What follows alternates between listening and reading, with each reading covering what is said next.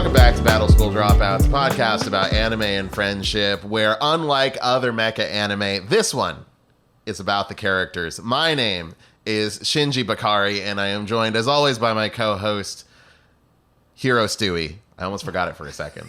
I'm a little drunk, I'll be honest. Yeah, I am too. Yeah. Anyway, it's episode 15. We're talking about Hanasaku Iroha.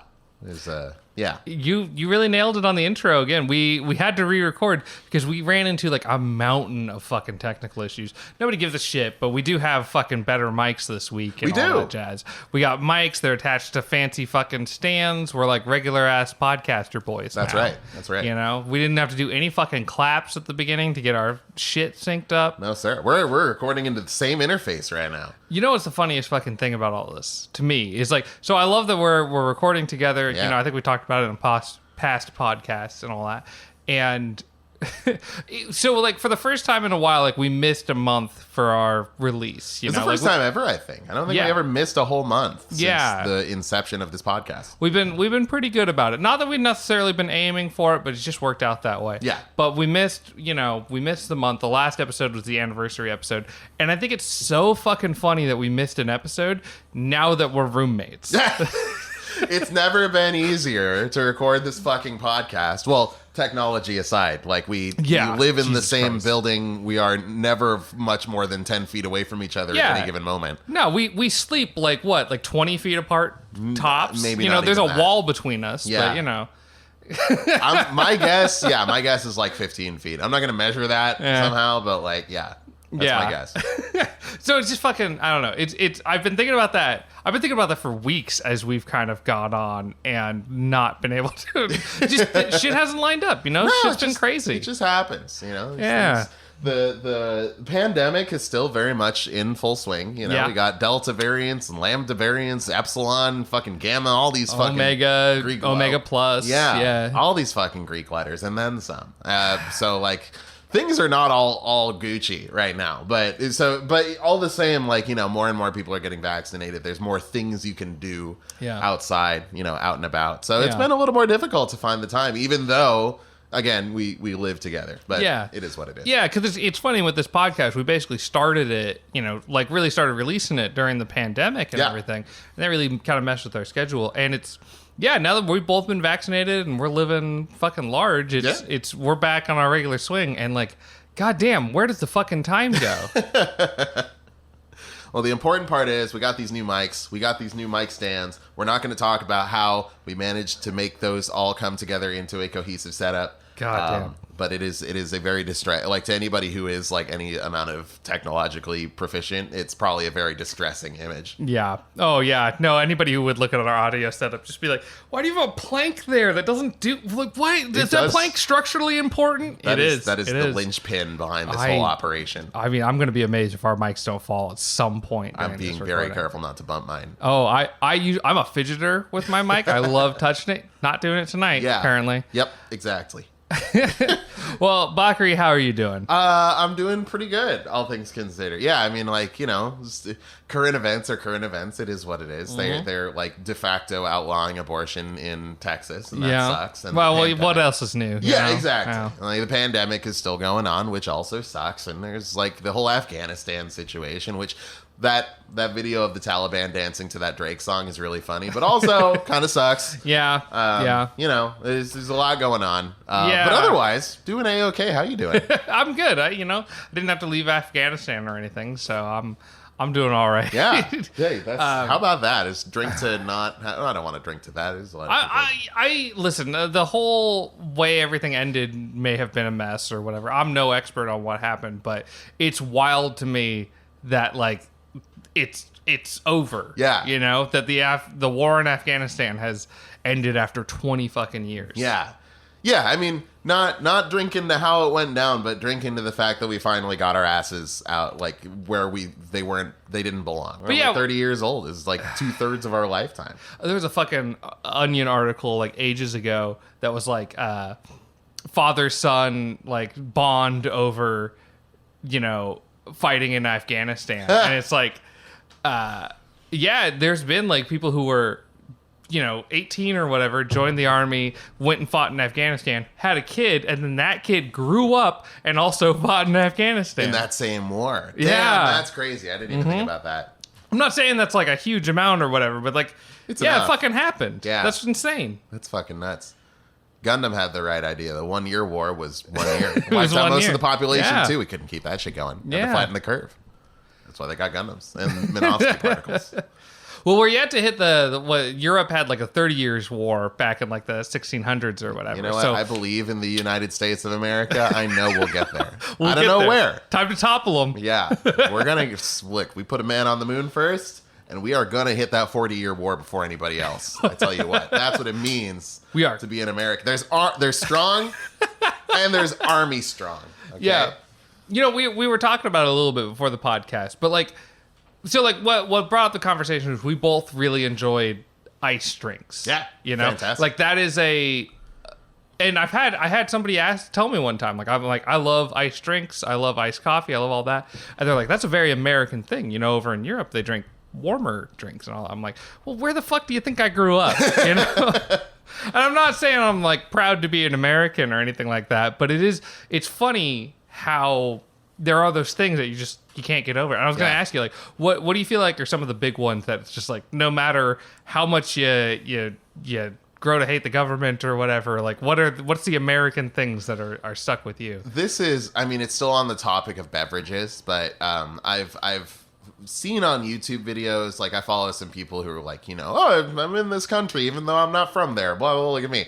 Apparently it's a pretty American thing to drink as much water as we do. Like, the whole idea of like drinking fucking 3/4 of a gallon a day or whatever, like it's a pretty American thing. Really? Yeah, I mean, like I think because like a lot of other places like didn't really have that access in the same way that we did, like at some point in time, right? We industrialized before a lot of other nations. Yeah, we industrialized pretty young in our country's history. Yeah, and also pretty young just in terms of the workforce. I mean, you had like 6-year-olds smoking cigarettes and shit like that on their break at the factory, right? I'm not saying any of this as praise, mind you.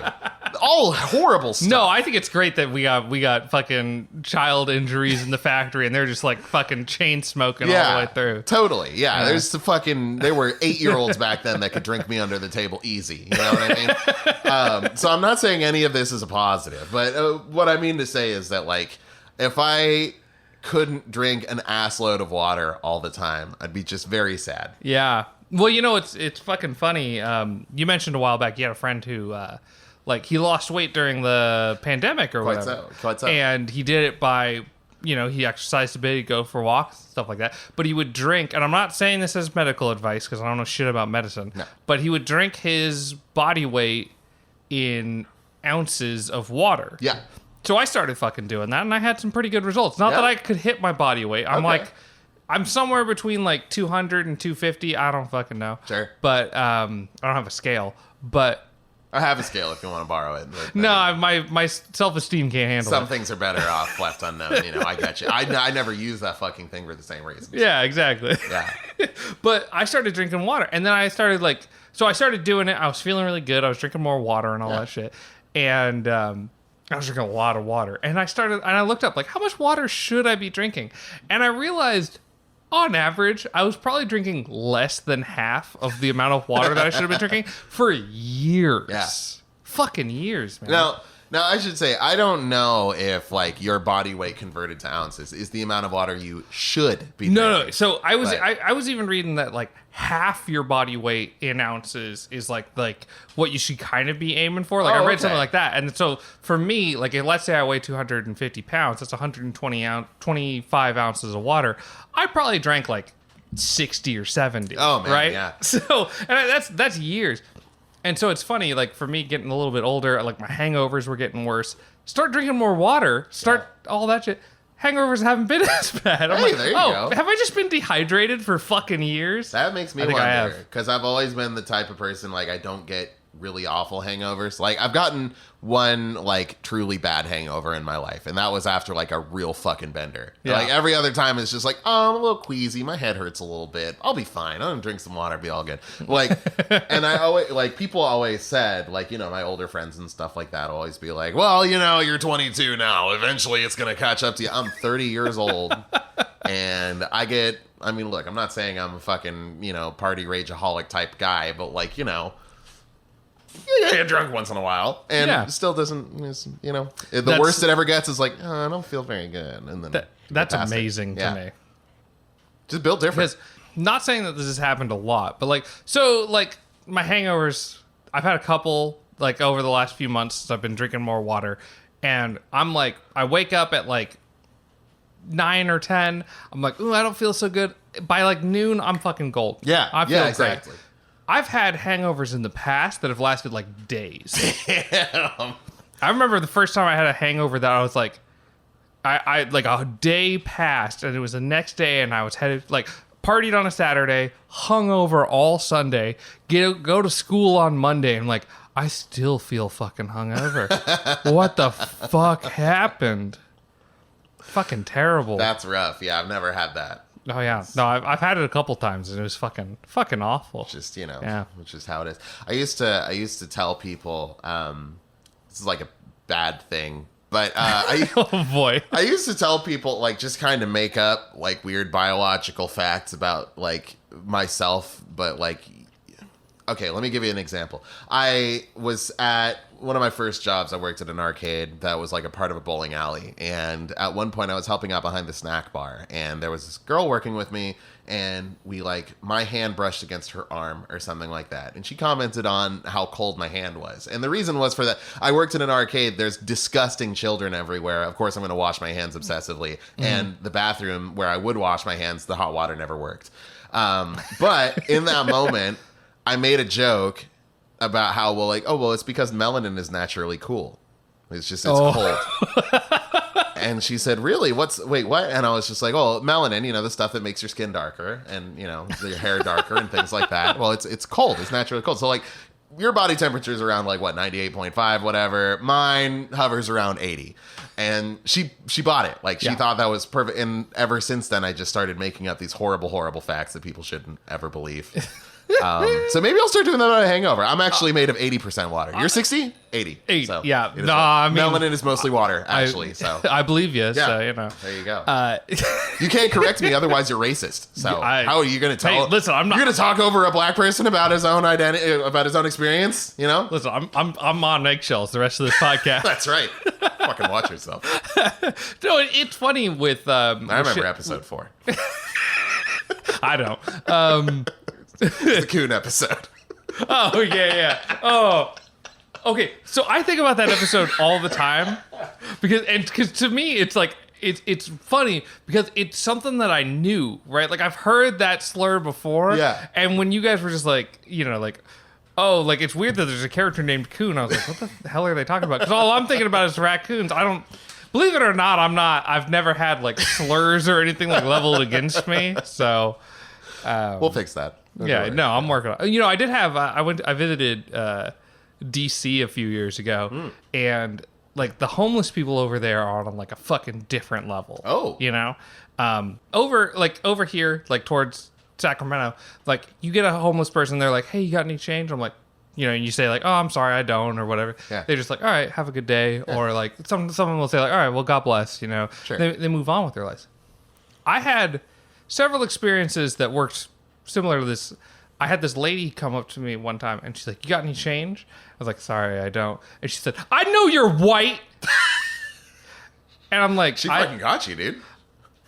Like, so do I. Like, I'm not hiding it. Like, I'm not wearing long sleeves or any shit like that. But like, I don't know how to respond to that one. Like, and just so many fucking people just like if you were like, sorry, I don't have any change, they just like get aggressive about it. It was a fucking, that's probably the most racism I've ever faced. A homeless person slighting me slightly. I'm gonna have to keep that in. Like we rarely disagree on anything except for like video game opinions, but I still gotta hang on to that. Just keep it in my back pocket. You never know when it'll come in handy. Talk some shit about Kingdom Hearts. I know you're white. I know you're white. You don't appreciate Sora's struggle. That's true. Hey, okay, all right. On that topic, all right.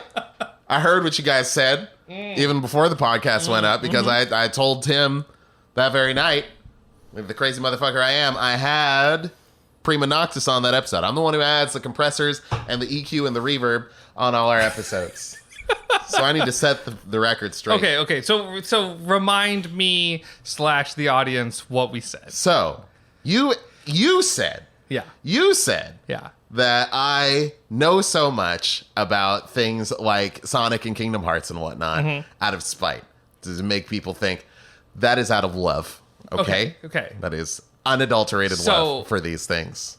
Yeah. And Tim, I know you're going to hear this. Look, motherfucker, Stu has an excuse. He likes Metal Gear, but he only really likes Revengeance. You, Nier fan, guy who's liked Nier for over 10 years, you don't get to talk shit about Kingdom Hearts, okay? Kingdom Hearts is very easy to comprehend compared to Nier, all right? Yoko Taro is like Tetsuya Nomura without her leash, okay?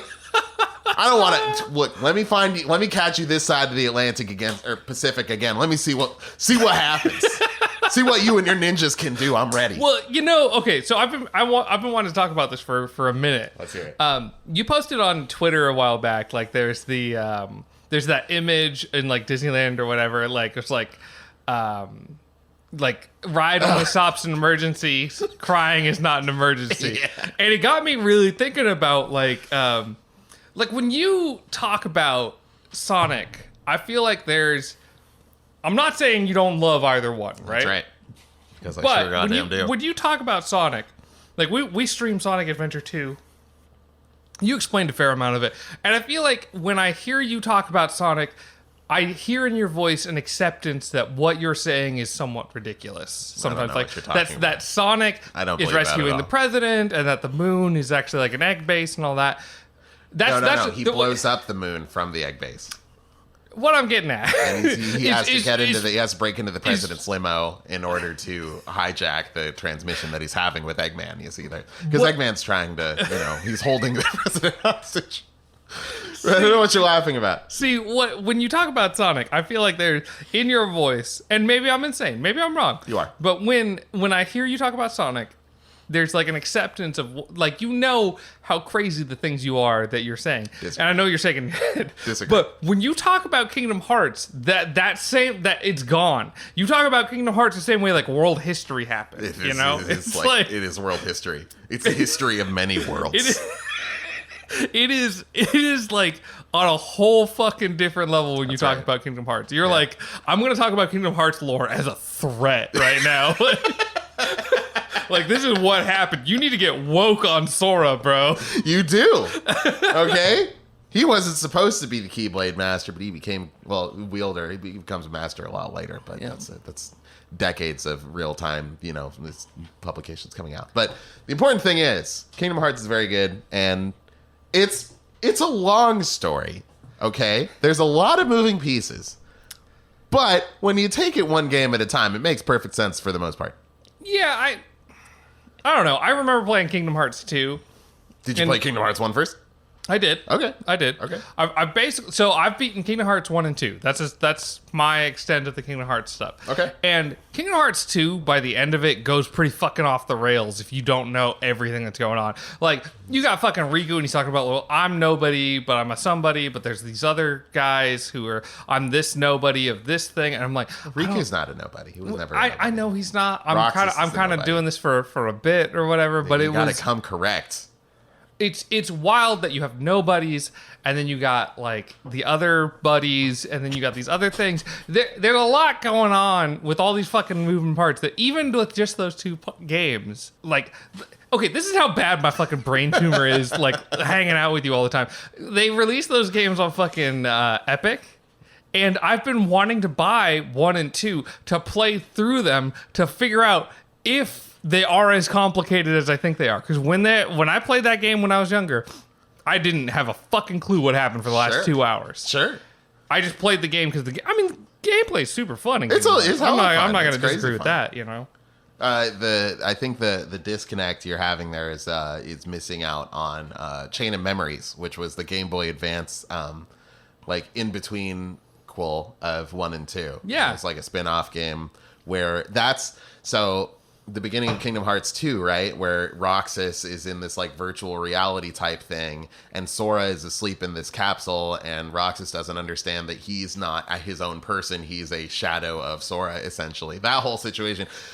Chain of Memories explains a lot of that. What are you looking at like that? It's What are you just, looking like it's that just for? a lot to fucking take in. Right? I mean, when you play the games in order, the story doesn't need to be that complicated. You know, it's good that you got nobodies, you got regular people. Heartless Move on is with the your other life. ones, Heartless. Yeah. You know, yeah. Oh, there's a lot going on. Man. yeah, there's a lot going on. I forgot that It Heartless makes even sense. fucking exists. So Oh, I yeah. don't know. Maybe I gotta fucking play the game. It's when a person becomes a Heartless, the husk they leave behind. If it was a person with a strong enough will, that husk becomes a nobody. This is yin and yang. You know, they split. Okay. Yeah. Okay. And if you're like a really strong, you become one of the Organization 13.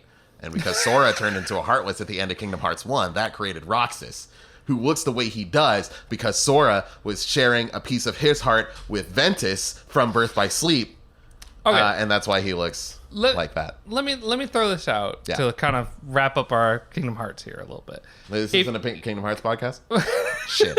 I mean, we tricked a lot of people who were really interested in Hanasaku Iroha to like, oh, these guys are only going to talk about that. You know? The one person in 2021 searching Hanasaku Iroha podcast. And they're like, yes! And then we talk about Kingdom Hearts for like 15 minutes. Well, I think it would be fun. Okay, so I think it would be fun. There's going to be a big old asterisk next to this one. But I think it would be fun to stream the Kingdom Hearts game like we streamed the Sonic Adventure games, because you have some kind of sick knowledge about these games. I sure do. That sick as in like cool, not sick as in yeah. like disgusting. Totally. Yeah. And I think it would be fun to like stream those and have you not necessarily give spoilers, but maybe like fill in the fucking cracks that some of the plot leaves behind. You know, because I've been looking for an excuse to play the fucking Kingdom Hearts game. Well, hey, I got the whole shit on PlayStation 4. I got the whatever it's called, Story So Far collection. Yeah, well, we can make it work because I got a cheap fucking HDMI USB plug, and it seems to work so far. And that's supposed to work for like streaming console stuff. It works. It was $5 from China, so There I've we heard go. about 75% of them just fucking break, but mine's been good so far. Hey, that's all you need. Yeah. You need one of the lucky few, the 25th percentile. There we go. Well, Then yeah. there we go. Let's stream it sometime. I guess we got to do that. Do we do that before or after Sonic 06 and Sonic and the Black Knight and Shadow the Hedgehog? We got a lot of fucking shit to stream. You know, that's the fucking issue. That's why I put the big old asterisk at the end of this. We could barely fucking record a podcast it took about despite an hour living to set up. to each other, you know? It's gonna take some more. Yeah, hopefully we start fucking around with that when it gets a little colder, and it's not like just blisteringly hot inside the kitchen. When we hit fucking lockdown 2, I think we'll be all right. I think so. Yeah. Yeah. But what have you been playing? What have you been watching? Ooh, I recently came into possession of a number of 3DS games. I will not say how. That you've acquired all through normal, entirely regular channels. Legal Christian channels. Yeah. Yes. Yeah. There was no premarital sex involved with any of this. None of that. No sex, no drugs, alcohol, blended fabrics, consumption of animals with cloved hooves. Nothing. No shrimp. No right? shrimp. Okay, good. No, Good. no, I no got worried about shellfish the shrimp. of any kind. Good. Okay. Yeah. I've been playing Etrian Odyssey 4, which I have legitimately. You never heard of Etrian? What is Etrian Odyssey 4? So this is a game on the 3DS. What were the previous 3? The previous 3 I think were on the DS. This one was the first foray into 3DS. It is a dungeon crawler, like management sim JRPG type deal. You build your guild, you know, you got a bunch of different classes to start, and you like customize your characters. Like, you know, there's no like, you know, protagonist named, you know, Vexus or whatever, and he's just like, I'm gonna be the best in the Etrian. Like, I'm the best dungeon boy ever. Exactly. Yeah. There's none of that. You make all of this shit from the ground up. And you got your, like, this is your knight, this is your tank guy, this is your healer, this is your, you know, wizard guy, this is the thief guy, you know, stuff like that. Are they specific characters, or is this like a Darkest Dungeons kind of situation? Not a Darkest Dungeon situation in that they're not randomly generated. You can pick their name, you can pick their class, you can pick what they look like. They have different character portraits, like 4 different character portraits per job. 2 guys, 2 girls usually. Okay. Anyways, you do all that, and then you go exploring dungeons. And the big, like, I guess the big the unique gimmick about this game is because it's a 3DS game, you know, you have access to the touchscreen. You actually draw the mini map as you are adventuring. So you are creating your own map as you go through these dungeons, and any fuck ups you have on the map will lead to you not understanding the dungeon as you could, you know. Oh, that's super cool. Yeah, so that's like old school D&D. Totally. Yeah. It feels like kind of a one player D&D like adventure. Like you are both DM and the player, you know, in certain ways, because you create all the players, but then like, you know, there's certain like so many decisions that you make, right? Yeah. But yeah, it's extremely cool. The music is fantastic. The soundtrack is done by Yuzo Koshiro, who did Streets of Rage, among many other things that I should know. So you make your adventures and you go do quests, and there's a big main quest that's going on. Is like there's this big bad monster somewhere on the bottom floor of this dungeon. You got to go find him and kill his ass so that he could stop killing our guys' asses. And like that, of course, takes many forays into this dungeon because it's very large and expansive, and like, you know, everything hits like a truck. Like it is a very difficult RPG.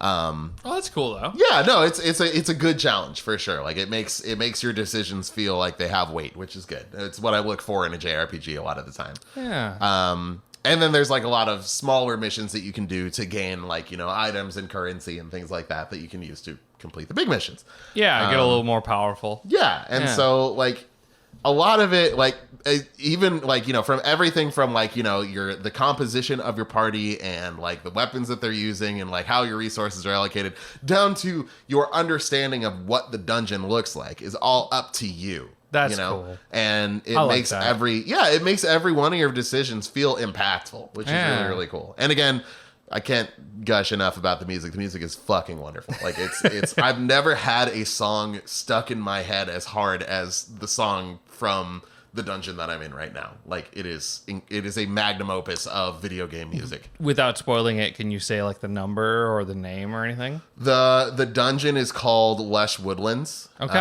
Okay.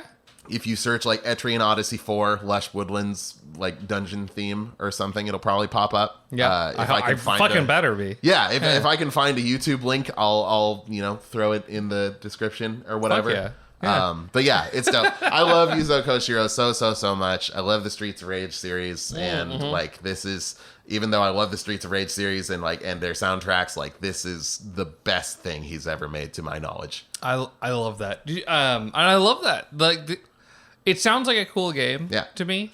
But the map making thing really kind of takes it to a new fucking level. And we've talked about this many times on the podcast, much less like, you know, and in the real world. Yeah. Dog shit sense of direction. I couldn't find my way out of anything, right?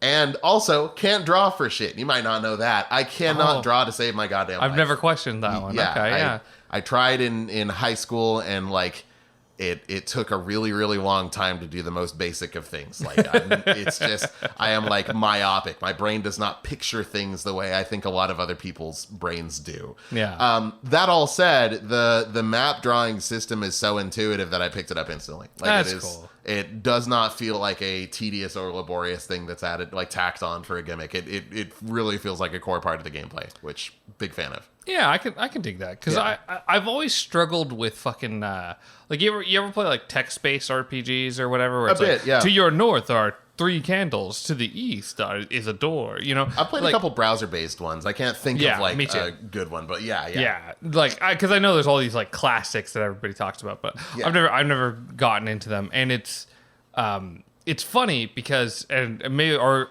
funny or hypocritical, your choice. Whenever I play those games, I can't keep track of fucking anything. Right. But whenever I tell somebody like what direction are you? Like I use the fucking cardinal directions. Right. Because living in Sacramento, I know which way is West Sacramento. So that's how I know what directions are is everything. Like West Sacramento is my cardinal west, you know? So I use that shit on everybody. It's like, which way are you? Oh, I'm to the east of this place. And nobody fucking knows which way east is 90% of the time, you know? But yeah, the perfect grid-like structure of our city is the only reason I'm not lost constantly. Because the second you get to like, you know, I'm on a street called Watt Avenue, and I'm like, where? There's yeah. no numbers here. They're all just different names. No, yeah. When people are like Watt, Exposition, all that shit, I'm like, I vaguely know which way that is. Yeah. You know. I'll also never forget though. Slightly unrelated. I remember when it was you, me, and I believe your girlfriend. We were walking back to your car after a fighting game tournament. Oh, that's right. And we're trying to like remember the directions. We're trying to get things going. I got us totally lost, didn't I? I think so. Yeah. But we were walking around and we're like, okay, it's got to be in this direction. And then we see this dude and he looks completely normal, and he's just walking towards us, and then just throws up right in front of himself. It's like the middle of the day. That was on the way to the fighting game tournament. There we go. Because it was especially weird because it was like noon. Yeah, like noon. That this guy was like throwing up like no one else. Yeah, it's like some people are thinking about what to get for lunch, and this guy's like, walking towards us, like headed in the opposite direction, and then just like, and he's walking a little slow, maybe waddling a little bit, but otherwise pretty normal. Staggering, I guess is the right word. Yeah, I didn't think anything of it when we were walking towards him. And then just like pukes, like just right in front of right himself. In front of him. Yeah.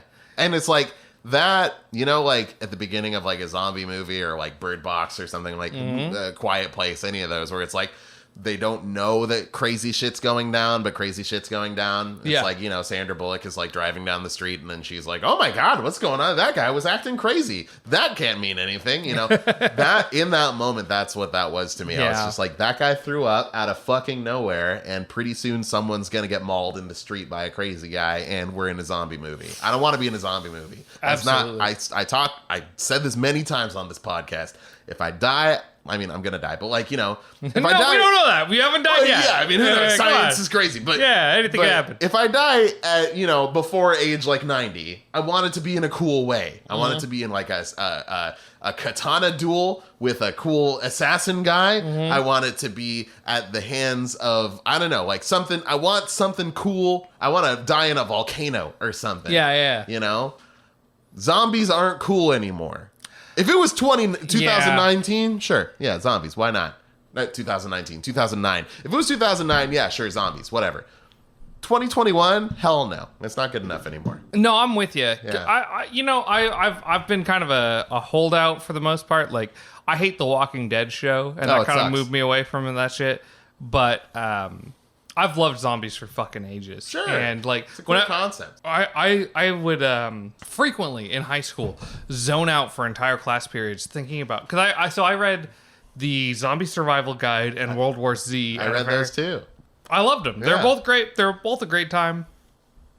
I've never read any bit of fucking survivalist literature anywhere else. No. But I loved both those books, and I would think about it constantly. Like, okay, if the zombies showed up right now, I would go out this window and I would do this thing. And like to this day, my entire like plan, should zombies show up, is like, okay, go back to my hometown, back to this rural area where there's guns, there's farming, there's all this shit, and restart society. And, and it's funny, for a long time I never put my finger on it, but like I noticed now that I'm a little older that like when you think about like the slow zombie sort of problem and all that, it's a threat, it's obviously an issue, but like it's also like a chance to kind of get away from like all the issues in society. Oh, yeah.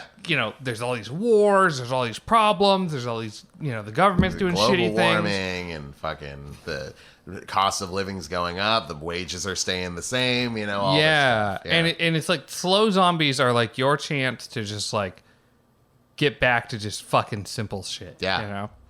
Now, that said, if anything bigger of a threat goes down, just fucking kill me. Oh, sure. Like, I've fully accepted that I'm not going to survive in the 28 days. Like, if those zombies can run, it's just like, all right, just fucking bite me. I'm not going to try to get through this where it's like, let me save my family and everything and watch them slowly die. Nah, just let's go. Yeah. Like, I'm not built for any of that shit. I hate camping. Like, Running I'm done zombies? for. Yeah, no fucking way. Or like, Left 4 Dead or Back 4 Blood or something like that, where it's like not only running zombies, but zombies with superpowers, like zombies that can jump 50 feet horizontally, or zombies that can like shoot out a crazy tongue thing, or the super Hulk zombies. Yeah. No, absolutely not. I'm not living through that. My only caveat would be if the same safe rooms existed, and it's you, me, and our girlfriends, and we're just running through on easy mode, I'll take it. Where we take barely any damage from a zombie slap or whatever. If we get isekai'd into a zombie video game on easy mode, on easy mode. I'm not fucking playing Left 4 Dead 2 on expert mode. That shit kicks the fucking shit out of me, man. Yeah. Okay. No. If it's an isekai Spy Kids 3 ass zombie video game type deal, yeah, I'm down. Yeah. Otherwise, no. No. I will swan dive into the pack of zombies. Just get it over with. I need my apocalypse to be fucking easy, and if it's not fucking easy, then I'm done. I'm good. Whatever. What's the okay, thinking like movie tropes, apocalypse scenarios. You got pandemics, you got crazy natural disasters, robots, whatever. Yeah. What's the apocalypse scenario you think you have the best shot in? Oh, best shot in. Off the top of my head, I feel like something where okay, and this is real fucking niche, but like where an AI takes over and they put everybody through these like video game scenarios. The more video game related the problem I have to deal with is, the better my survival chances. I like it. The more we need you to camp, and the shit they put the Marines through, right? Where it's like, you're going to sit out in this forest and you're going to deal with it for 3 days with no food or whatever. Like, nah, just fucking kill me. Like, I don't... I've fasted for a day before and I've gotten real cranky about it. Sure. Like, I'm good. Fasting sucks ass. Yeah. Oh, yeah. So, I don't know. That's me. What about you? I'm on a similar boat. I feel like if there was there's a robot uprising, and this is just entirely me being full of hot air. I know logically I'm still fucked in a robot uprising. Yeah. But the part of me that, thinks things that go to my mouth, that part of me is I'll fucking look, if those Boston Dynamics, the dogs, those little 4-legged things, I will beat the shit out of 100 of those. Oh, yeah. I will get myself a baseball bat and I'll put a magnet on the end of it, and I will just smack the shit out of any one of those. That fucking running guy with they poke him with the hockey stick and he stumbles back a little bit. I will take one of those down, Brazilian jiu-jitsu style. I do not give a shit. Fuck that guy. I mean, I'm 100% behind all... I mean, I don't want to say all the politics of the people who believe it, but the people who are like we should be able to shoot down drones, 100%. Take them down. Take them down. And when the New York police rolled out one of those Boston Dynamic dogs a couple of years ago during the George Floyd protests and all that, it's this is where the money's going, huh? Well, you need one of these fucking dogs?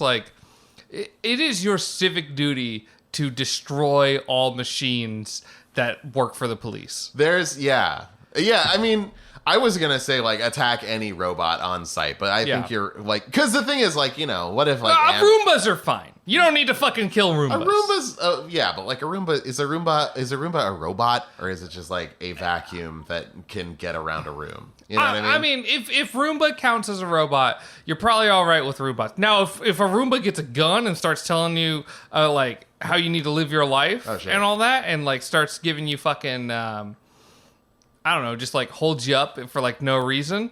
All right, that sucks. Kill that. Take out that Roomba. But if it's just cleaning your floors, Roombas are fine. Yeah, I would say attack. If you get a fucking robot dog from Sony or whatever, and it just responds to certain things. I got a robot dinosaur I love. You know? He's my son to me. Yeah.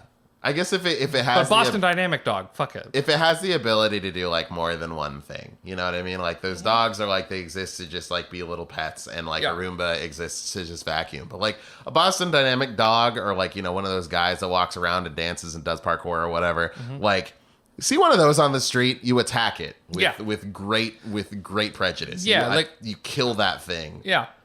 And that's only right. Fuck Bicentennial Man, fuck the Animatrix, fuck all the other movies about robots getting human rights. I will kill a robot the second I see it. If a robot can kill you, let's just not deal with that. That's right. If a robot's got hands that can choke you to death, well, that means it can pin you to the fucking ground. And that's going to be our, we're going to be, 70 years old, and our, I don't plan on having kids. I don't know. But the next generation's going to be you guys are on the wrong side of history. And I'm no, fuck robots. Nah, they don't deserve rights. Yeah, I can get behind that. That is like, exactly where I draw the line. Yeah. Well, yeah, I mean, I feel like a lot more people these days, like our age and all that, are like more okay with robots, more okay with surveillance and shit like that. Like, especially fucking Americans. Sure. And it's like, we shouldn't be.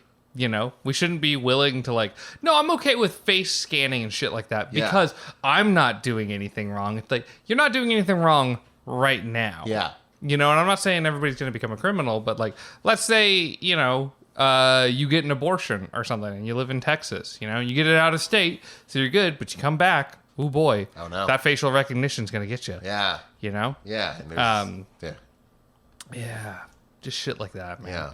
Yeah. We went into the fucking weeds on this one. Well, no, I think this has a lot to do with Hanasaku Iroha. I think you so. know, when you talk about fucking robots killing everybody. I'm trying to remember the game that I just brought up. Oh, it was Etrian Odyssey. That's how we got onto this whole situation. Honestly, when I edit this episode, that's when I'm gonna know how we got there. Yeah, there you go. Yeah. Well, I never.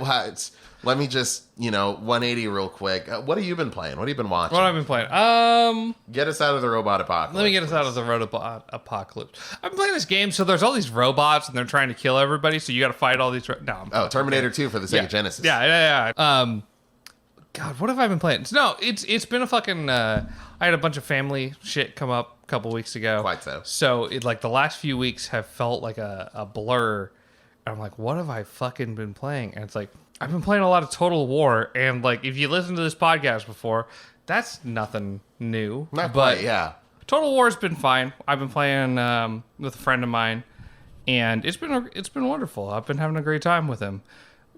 But the big thing that I wanted to bring up on this podcast, I completely forgot about. Sacanime happened last week. That's right. It totally did. Yeah. So Sacramento, more regional shit. We have a convention here. And it hasn't happened at the convention center in fucking ages. And it happened last weekend. And it did. Man, it was a good time, it was a bad time, and it was an uncomfortable time. I don't know. I've heard very little of your Sacanime because I didn't go. Yeah. But I've heard very little of the Sacanime exploits. I've seen you guys afterwards, Yeah. And we live together. I've been loving the afterwards experience for the most part, where it's, hanging out with friends and all that. But the Sacanime as a convention this year was all... I mean, there was barely anything at the convention. Okay, it's COVID. You maybe don't want to do fan panels and have people in small rooms and stuff like that. But I mean, basically, at the convention center, there was an exhibitor hall. Okay. So a place to buy and sell stuff. Or no, to buy stuff if you're an attendee. Yeah, right. And then there were 2 panel halls that, they had a bunch of voice actors. If you're into My Hero Academia, the guy who voices Goku was there and shit. They had a few other Academia. Yeah, Goku, he's the main character. Yeah. So there wasn't a lot going on, and I don't know. It's one of those, like, I had a good time, right? Like, it felt really wonderful to like walk by booths and things and hear like Linkin Park just blaring and like, all right, I'm home. Like all these cosplayers and everything. Never change. Yeah, and I'm vaccinated and everything, so I'm not stressing too much about being near people and all that. But it was a little weird. I know my girlfriend was like, I don't feel super comfortable in this exhibitor hall because you're like shoulder to shoulder with people in some areas. Like, when was the last time you were fucking shoulder to shoulder with like 100 people? I can't even remember. Like, I didn't even go out into many of those situations before COVID. Yeah. So it's a lot to fucking take in, and for not a huge amount of reward. I had a great time. Like, I don't want to say I'd do it again, because if winter Sacanime is the same shit, I'm not going. Sure. But it was wild. Like, I mean, they had like a bazillion people there. I didn't go to Sacanime, but I did go out drinking the night before, and ended up in a situation where I couldn't drive home, so I had to take one of those stupid... I was with Anthony and Jareth when we came back. Yeah, so like we took the electric scooters that are everywhere now because capitalism is going to kill us all. And wonderful because you get scooters. They are great. It's no problems with capitalism. It's a wonderful time, but also those arriving in town was just like bad news. And now I've become complicit. But yeah. So I took one of those scooters home, from the bar, and then had to go get my car the next day. It's across town, so got on another one of those scooters, headed down, this street all the way down. So I went past the convention center around like 10, 11 a.m., and it was a line out the door, around the corner, 2 blocks down. Like, there were so many people, That's and it wasn't insane. just like a single file line, right? It's like a whole gaggle of people, like all the way down 2 blocks and then across the street and then down another block, like just this crazy fucking amount of people. Yeah. And very few masks. I remember seeing one guy who had a Borderlands Psycho mask on his head, like up here, like an Anbu Black Ops agent for the Naruto heads out there. And he had a face mask over his like nose and mouth, but like most everybody else, no masks. Well, I will say for the convention itself, everybody inside was wearing masks. That was the one requirement that they seemed to enforce. Okay. Like, security seemed a bit stronger this year. Did you see people like wandering around with no masks? Like, No. Okay. Not All right. That's good. Maybe outside of the convention center, Yeah. because outside it's the Wild West. Yeah. Like, whatever. Outside seemed like a free for all for sure. Yeah, and I don't wear a mask outside for the most part too. Yeah, if I'm like near a bunch of people, sure, but like if I'm Yeah. just like walking down the street, I don't wear a mask either. Yeah, and that's and that's me or whatever. And but yeah, so there might have been a decent amount of people outside not wearing masks, but indoors everybody's masked up. That's good. That's Yeah. good. That is good to hear, for sure. That was good. Now, how effective are masks when you're shoulder and shoulder with a shit ton of people? Probably not. Yeah. But I don't know. I had a good time, but it's one of those things where it's like I can appreciate that you're trying to keep things a little bit safer. You're doing less panels and all that shit, but like that means there's less at the convention. And if you're doing it to be safe, maybe you shouldn't have done the convention in the first place. Yeah. But I don't know. I had a good time. I don't regret going by any means. And I feel fine post, it's been 2 or 3 days post convention. I feel completely fine. Yeah. I got vaccinated like a smart boy. So I don't know, but it's just interesting. But it's funny because it's like with this convention, there's nothing to fucking do. If you're not buying shit, there's barely a reason to be there. Yeah. I don't know. It was frustrating to me a little bit. That's, like a lot of conventions that I've been to have kind of just been like, you get to go to a place where like everybody in the building is into the shit you're into. Yeah. And I guess that's a different sort of appeal when you're 30 as opposed to like, 17, 18. Yeah. But yeah, like I can't really imagine like a panel now, or a convention now where it's like there's just nothing to do. Though I am curious, you mentioned there was a J-pop versus K-pop battle on Saturday. What was that like? So that was great. That was the highlight of the whole convention. Okay. And that was basically, it wasn't J-pop versus K-pop, like as a thing. It was basically just dance battles on stage. So they did a solo version where they had a bunch of just individuals dancing, and then they did teams, and the teams were fucking wild. I missed a little bit of it. Popped out for a couple drinks during the middle of it. Sure. But that was the highlight. 'Cause I personally I don't like QA panels and voice actor panels during conventions.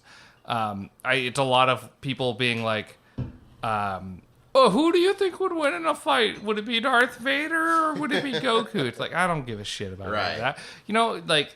But I like fan panels a lot because usually like it's people with a PowerPoint trying to express some really weird fucking niche idea. Yeah. And I like that shit. And so to not have any fan panels at Sacanime was a bit of a bummer. That sounds rough. Winter Sacanime is around the corner. I might get together, with you and other friends. And I want to go to the next one, if possible. Yeah. Sure. Well, here's my thing. Like, if Winter Sacanime has more shit, like they didn't have at Sacanime, they didn't have any, like Usually there's there's two rooms that I have a good time in, and it's where people play competitive card games like Yu-Gi-Oh, Magic, all that shit. Yeah. Or there's a board game room where you can play board games for they have a bunch of board games that are volunteered in and all that. Both of those are a great time. Neither of those were there.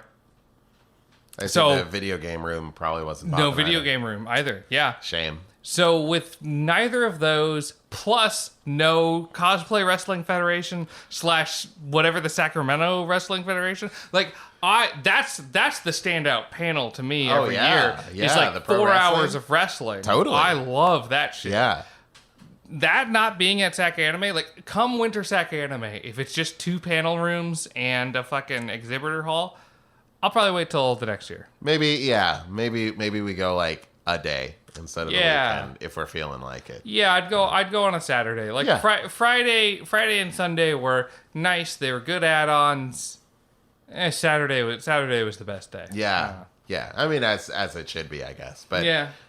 I'm definitely interested in going to the next one, but it is a real shame to see it's a shame to see it's still going on, them trying to force this still going on when there's not much you can do to make it a fun convention. You know what I mean? Yeah. Because to me, it should be if you can't do enough fun stuff at the convention, don't host a convention. Yeah. So either you need to go all in on just fucking having people there, or vice versa. And if it's too dangerous to have people there, don't fucking host a convention. I don't know their fucking finances, if they can hold together or whatever, but if they can't hold together, I don't know. It's not worth anybody dying. Totally. Yeah. I mean, if one person, has, any COVID complications from this, I think it's, that alone makes it not worth it. You know? If somebody, dies, or even, there's people who, end up getting COVID and they never... it would seem that they're never gonna smell or taste something again, or their brains are just constantly addled. If somebody has to live with that for the rest of their life, Sacanime wasn't worth it. Yeah, absolutely. And there were a few irresponsible people with stuff like that. There were I've seen irresponsible people. I've seen people get into sword fights in the parking lot. Well, Guy went to the hospital. I mean, this is fucking basic shit. But I remember going up the escalator and there was some kid who was trying to high five everybody as they were going up. It's the fuck you doing? This is a fucking we're already making an irresponsible choice. High fiving you is maybe harmless, but I don't fucking know you. I'm not trying to touch anybody at this convention, and not especially during this pandemic. I'll do the fucking free hugs. I'll do the fucking free high fives, whatever. When this shit isn't an issue. Oh, but sure. No, until we're at 90% vaccinated, which apparently America's never gonna reach. Never. I'm not high fiving a child at a fucking convention. That's my standard. And that's this is a dumb thing to get on a soapbox about, but look, if you extend a high five to me, I'm slapping that shit. You put out for a fist bump, I'm punching that shit. Yeah. You know what I mean? Don't put me in a situation where where I gotta leave you hanging on a high five. Yeah. I don't want to do that. That's not the kind of guy I am. Hey, I'm with you 100%. Yeah. Anytime I've been left hanging, and it sucks. No, but I don't wish that on my worst enemy. Absolutely. Okay? You got it. You put up a dap, I'm gonna dap you up. That's how it works. Yeah, right? yeah. That's just respect for your fellow man. Exactly. Not even a respect for the individual, just for the concept of humanity as a whole. Yeah, we all live in a society, and we need to high five each other. We sure fucking do live in a society. Let me tell you, brother. But all that's to say, I don't know. People were good this weekend. I don't I could see people being upset about Sacanime doing a convention, and fuck, maybe they shouldn't have. Yeah. But I had a good time, but I don't know. I got mixed. I don't I've never been to a convention and had mixed feelings about whether I should have gone or not. Yeah. You know? I don't like that. Even the most kind of bunk ass conventions, at no point was I ever I shouldn't have come to this. It's always a great time. Yeah. You know? Absolutely. So, yeah, it sucks that we're living through a pandemic to have these conversations to begin with. But it sucks that's, kind of casts a shadow over the whole thing. Yeah. Yeah. I do have a question, though. Yeah, sure. When I was scootering past the Sacanime line, I saw but one Makima cosplay Did you see a lot of Makima cosplays? I didn't see a lot of Makima cosplays. Really? I saw 1 or 2 Chainsaw Man cosplays. Oh. And I don't know if it was so Friday I saw a Chainsaw Man, like he had like the blades going through his hands and shit like that, or Cool. through his arms and all that. And he was dressed as a maid. And then the next day, on Saturday, I saw a regular Chainsaw Man. Dope. I couldn't tell if they were the same person or not, but you know, that was pretty sick. So, Yeah, that and sounds cool. it was. I mean, it was a primo fucking A+ Chainsaw Man cosplay. Okay. Like about as good as it gets. So. I was really expecting, like, I had the thought like weeks in advance, like, this is going to be the year of the Makima cosplay, because it's like, one, stupid easy. You got the wig, you got a shirt and black pants and a tie, you're set, right? And 2, like, I don't know, I can't remember the last anime character I saw that got the whole internet that horny. Like, yeah, there are a lot of people that love Makima. No, it was mostly. I mean, it was mostly My Hero. Yeah, it was honestly like most of the standout cosplays that I think of were My Hero. Crazy. Like that was the big one. I thought My Hero was on the decline. I thought people weren't fucking with it like they used to. I mean, I think that's what we hear from our friends who are like either fans of the fans of the manga or have been watching the show. Who we're all getting fucking older. Like we don't have as much time for the bullshit. No, it's true. It's absolutely true. I think My Hero has become the new Naruto. Without people fucking realizing it necessarily. Yeah, like that sounds right. From what I've heard from you about like how the Naruto manga is really well paced, and from friends who have read the My Hero manga and are watching the show, and they're like, "This is horribly paced." I'm like, "Okay, we're dealing with the same thing here." Like Tim has told me several times, like, "Don't watch the show, read the manga. It's got way better pace than the current show does." That's crazy, because I felt as though the My Hero anime, like compared to like, you know, say Naruto, Bleach, One Piece, any of those, had excellent pacing. I agree. It didn't spend 12 episodes on a single fight ever. And I'm gonna maybe I'm talking for Tim a little bit here, but like I haven't seen the last few seasons. Sure. I'm a bit behind, but he was telling me like there's like a tournament, like another tournament that happened, and he's like this should have been like 2 or 3 episodes tops, and it was like 8 for one fight, 6 for another. You know, like that kind of shit. I'm giving the wrong numbers from what he would say. Sure.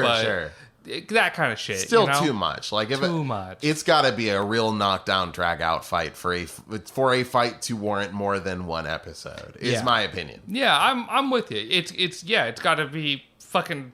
I mean, you shouldn't have a fight that's multiple episodes unless you're gonna hit. Yu Yu Hakusho is your baseline. Yeah. You know, like the Dark Tournament is what everybody should be aiming for. If you're not hitting Dark Tournament levels, you got to rethink what you're doing. Yeah. If you're not hitting Dark Tournament levels, what's the fucking point?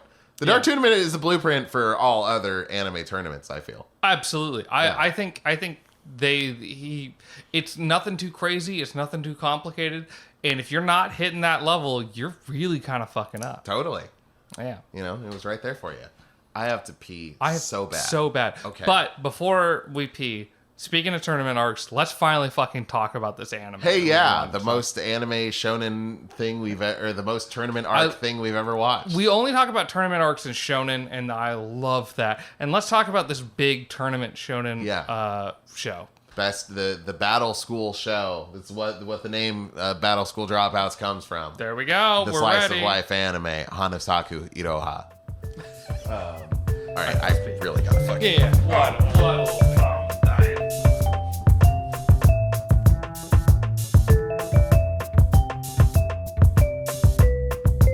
We're about to talk about You got it. You do it.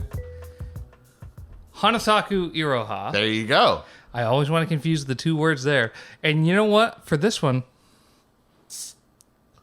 I'm opening a slightly better beer. Breaking out the fancy shit. Ooh. I'm gonna stay on the PBR train, as God intended. Oh, me too. We're just, we got a lot of beer to get through, and I think we got a lot to talk about with this anime. Quite so. I'm glad you took notes. I took very few. I took a lot of notes. You know, this show. Okay, so basic breakdown for anybody who's never seen it. What's this show about, Bakari? So Hanasaku Iroha is about a girl named, I believe her name is Ohana Matsumae. She is from the big city, I assume Tokyo. It was Tokyo, yeah, I believe.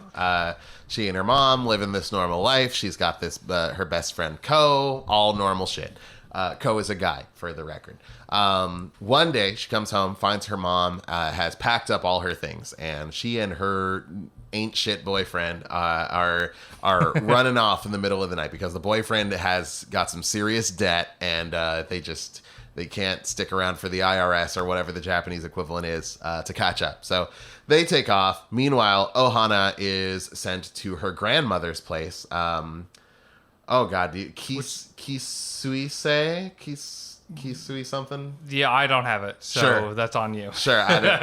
Her grandmother runs a hot spring inn or something like that. And basically she is sent there and she has to work because her grandmother disowned Ohana's mother and thus doesn't really care much for the girl that is now in her charge. So she's like, "Hey, you're just a regular employee. You got to work, and if you get fired, you got to fucking leave." So that's how it is. And so this city slicker, this ordinary city girl has to learn how to get by in a rural hospitality business out in the middle of fucking nowhere. Yeah. And so I would say it's a pretty like slice of life show. Totally. I don't know if it falls into like the shoujo genre or not. I don't know how that shit technically works. I don't know exactly either, because seinen. slice of life feels like its own kind of thing. Like, for one, it's like all the characters, or all the important characters, I would say, are all like age 16, which makes me think it's not really a seinen or what's the... I can't remember that. Josei? Is it Josei? I think it's Josei, the female equivalent of seinen. Because you have shoujo is like shows aimed towards like younger boys and whatnot, and then what's the adult male audience? That's seinen. That's seinen. Okay, I got that. So there's shonen is boys, seinen is like younger adults, and then there's shoujo, and I think it's josei. Okay, that sounds right. I could be wrong. That's right. Instead of saying that, I meant to say josei. Sure. Yeah. Or whatever that equivalent I could be fucking that up. If somebody gets on Wikipedia and finds out I'm wrong, go ahead and leave the following comment on the YouTube. Give it for them. Say, "Hey guys, loving the podcast, XO," and then sign your name. I think that's close to the instructions I gave on episode 13. Yeah, and that's how we'll know. If you leave that, we got something wrong. And we will comb through with painstaking detail with our fine tooth comb and find out where we fucked up, and we'll fix it. Yeah, no, I mean, we might not fix it. We'll fix it. But Bakari will fix it, apparently. The two of us, plurality, will fix it. Jesus fucking Christ. Fuck. So that's I ain't doing shit. Listen, I'm wrong 90%. I've been listening back to our old podcast. I'm wrong so fucking often. That's fine. We'll fix it. God damn. No, we fucking won't. That's right. I'm just in it to fucking die. I don't know. Whatever. So let me ask you this, because I got feelings about this shit. Yeah, hit me. So this is kind of a slice of life show. Yeah. How do you feel about slice of life anime? I like slice of life anime in general. And I mentioned to you earlier that PA Works is for one, it's the studio that animated this, but I very much consider them, and I think a lot of other anime fans consider them, as like this studio that does like great visuals, particularly great set design, great, like color selection, great all of that stuff, just real slow pacing. Like, it is not this hero's journey type thing. It's not like, big changes every episode and big fights or whatever. It's like, it's kind of simpler, more down to earth stories about like ordinary people, or at least people in more or less ordinary situations having to figure shit out. And I like that for what it is. And I think PA Works does a good job on this one. So this is all a roundabout way to say it depends on how I feel about it. There's certain slice of life anime that I love, that like I hold very close to my heart, that I really, really care about, and I think that have like, for however slightly like changed my opinion on like art and animation and everything as a person. And there's others that I just couldn't give a shit about. And this is more on the former than the latter. Okay. Yeah. Because my thing with slice of life anime is usually I get what they're going for, or I like it, but I have a hard time watching more than a few episodes, and they never really hook me. It's a hard thing to binge, for sure. And just to leave this out there for everybody, I'm not gonna say whether this one hooked me or not at this point, but that's usually how slice of life shows leave me. Yeah, that's fair. Like I love watching Nichijou. I think Nichijou is a good time. Awesome. Yeah. Have I watched the series all the way through? No. Like I've seen a few episodes and I've seen a bunch of clips, but I've never watched the whole thing through, despite enjoying it a lot. Comedy stuff, it's hard for me to binge too. I think the fact that there isn't that strong of a through line, when I finish an episode of, say, Nichijou or Lucky Star or Azumanga or any of those, like, there's no big pull to watch the next episode. You know what I mean? It's like, that was fun. I laughed, and I could go do something else if I wanted. There's no, the next episode is ready for me whenever I decide to come back to it. Yeah. Well, but I think the same is true of, slice of life to a certain extent. It's like, the next episode is kind of ready for you the next time. It's like, there's not usually strong, cliffhangers where it's like, oh my god, is the world gonna be okay after all this? It's like you have to be very invested in the characters to really care about that slice of life. I think that there's it's certainly obviously we're certainly capable of caring about things more than the fate of the world or Goku getting stronger or something like that. Like in The Melancholy of Haruhi Suzumiya, even though the episodes were shown out of chronological order, right? I was so curious to see where things would go, that I would, I had to watch that all in one sitting. Or even K-On!, where it's just about 4 and then 5 girls start a band. It was a really satisfying thing to see Yui go from having 0 guitar knowledge to being able to play these really complex songs by herself. That sort of thing. Or there's a bunch of different options I could say, but no, I know what you mean. Yeah. There's something. Yeah, I'm not saying save the world is the only plot. Totally, totally. Yeah, there's something to be gained. There is a story there, but I think with Hanasaku Iroha, it's so kind of monster of the week, minute by minute. Just well, today we find out about this character and what they've got going on. You know, that it is. Even now, having watched and enjoyed those 6 episodes, I'm kind of struggling to say I can't wait to turn on that 7th one. Oh, spoilers! Oh, spoilers! Shit! All right, so let's get into it then. I think we kind of said what we generally feel about at least shows similar to this. So episode 1, you kind of covered we deal with. Ohana and her dysfunctional mom, and how Ohana has to go move in with her grandma, who owns this hot spring and all that shit, and meets all the different kind of characters and whatnot there. Yep. What did you think of the first episode? I liked the first episode a lot. I liked the how good of a job it did setting up not only Ohana, not only her mother and where she came from, but also the whole hotel, resort, whatever the fuck it is. Situation there. You got Minko, who upon first meeting her tells her to die. All this stuff, you get a really good idea from that first episode what's going on and why we should care about what's happening on the screen. Yeah, and I think every character is really well defined in a very kind of simple way. You have I think her name's Nako. Yes. And she's very shy, and that comes across. You have just all the 2 chefs. There's the older chef who's very silent. There's the other chef who's trying to correct. What's her name? Minko. She's trying to correct Minko 24/7 and all that stuff. It's really playing into her. Yeah. Yeah. So you really see the dynamic of all the different people there, and I really. And I think you're kind of supposed to, but God, I hate capitalist grandma. I hate her I don't hate her character. She serves her point in the show and everything, but she's such a fucking mean person. She really. I mean, she's really mean in the first couple of episodes, but and while I don't mean to justify or condemn a lot of this stuff that happens over the course of this whole series, but like, you know, like when she slaps the shit out of her employees for like fucking up big time, like, look, I'm not about to say it's okay for an employer to put hands on an employee. It's absolutely fucked up. Absolutely. But like, you know, it's kind of one of those things like within the context of the show. I'm like, all right, that's just how it is. All right, well, I can deal. It's funny to me that she's so like the customer is always right, and that's seen as like an admirable thing. Yeah, and we see in like the third episode and whatnot, like she's like, no, you need to believe the customer. You need to do whatever the customer says and all that. It's like that's a fucking foolish thing to believe, you know.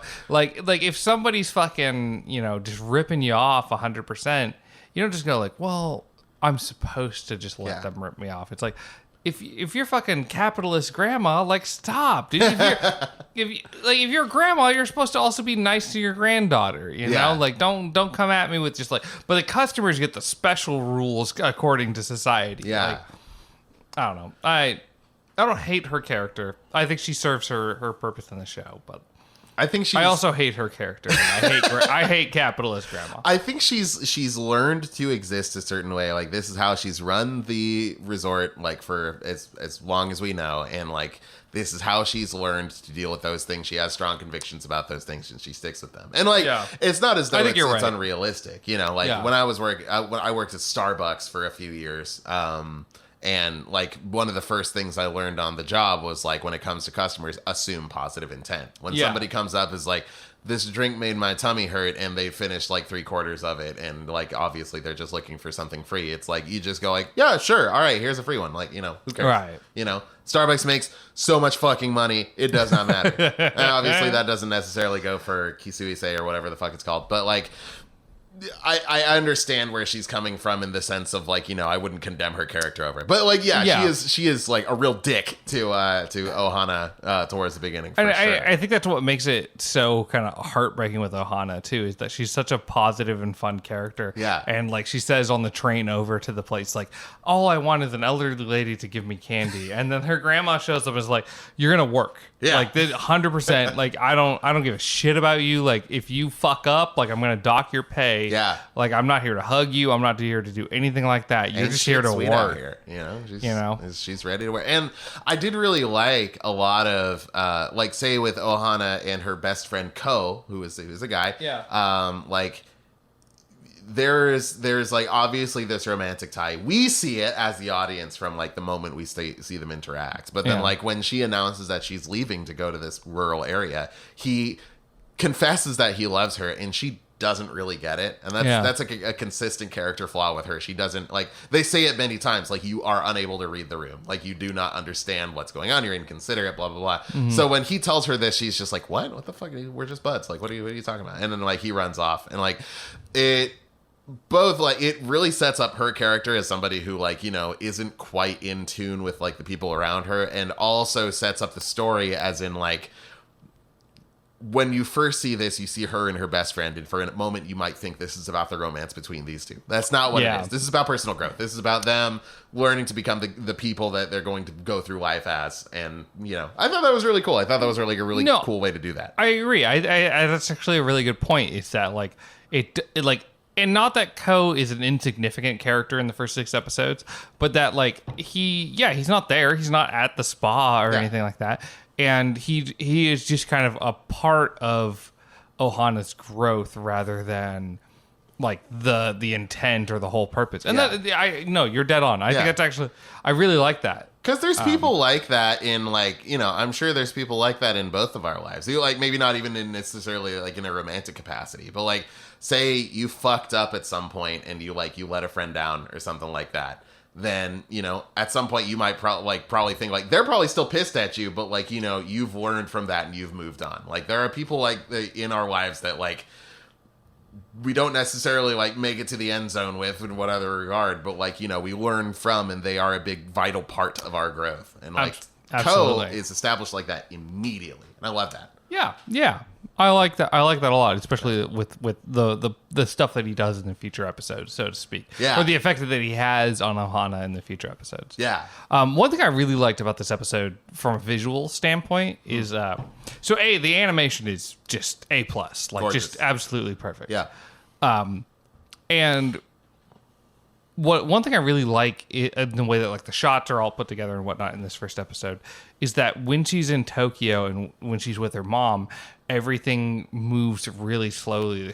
The cuts are short, or no, the cuts aren't short, but the cuts are long. Like you watch things for a while, you know. And when she gets to her grandma's spa, like things start escalating a lot more quickly. Like she's spending a lot more time with each individual character, not just as a way to introduce them, but like as a way to me to show that she's out of her element. Like things are moving way faster than she's ready for. It's not just her ordinary day to day. Yeah, no, you're totally. I didn't realize that, but you're totally right. Like the beginning of like the first half of episode 1 is just so slow. Yeah. And then it's like once things start happening, like everything's all brand new, and like, you know, I'm sure that anyone in that situation would start like seeing every little individual thing as like, you know, this brand new thing, as opposed to like every day being more or less the same. So I'm totally with you. I really like that little bit of attention to detail with the editing and stuff like that. That's really cool. Because I think it's a good way to bring the audience in on the same experience that Ohana's going through. It's like the cuts are frantic and a lot more chaotic, and it's like,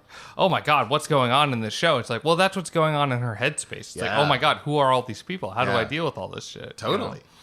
You know? So I would say, I mean, just in case we don't touch on it later, like this show from like a visual perspective, like A+, like so good. PA Works does some fantastic stuff. They're not always on, but when they are fucking on. Like, fantastic stuff from them.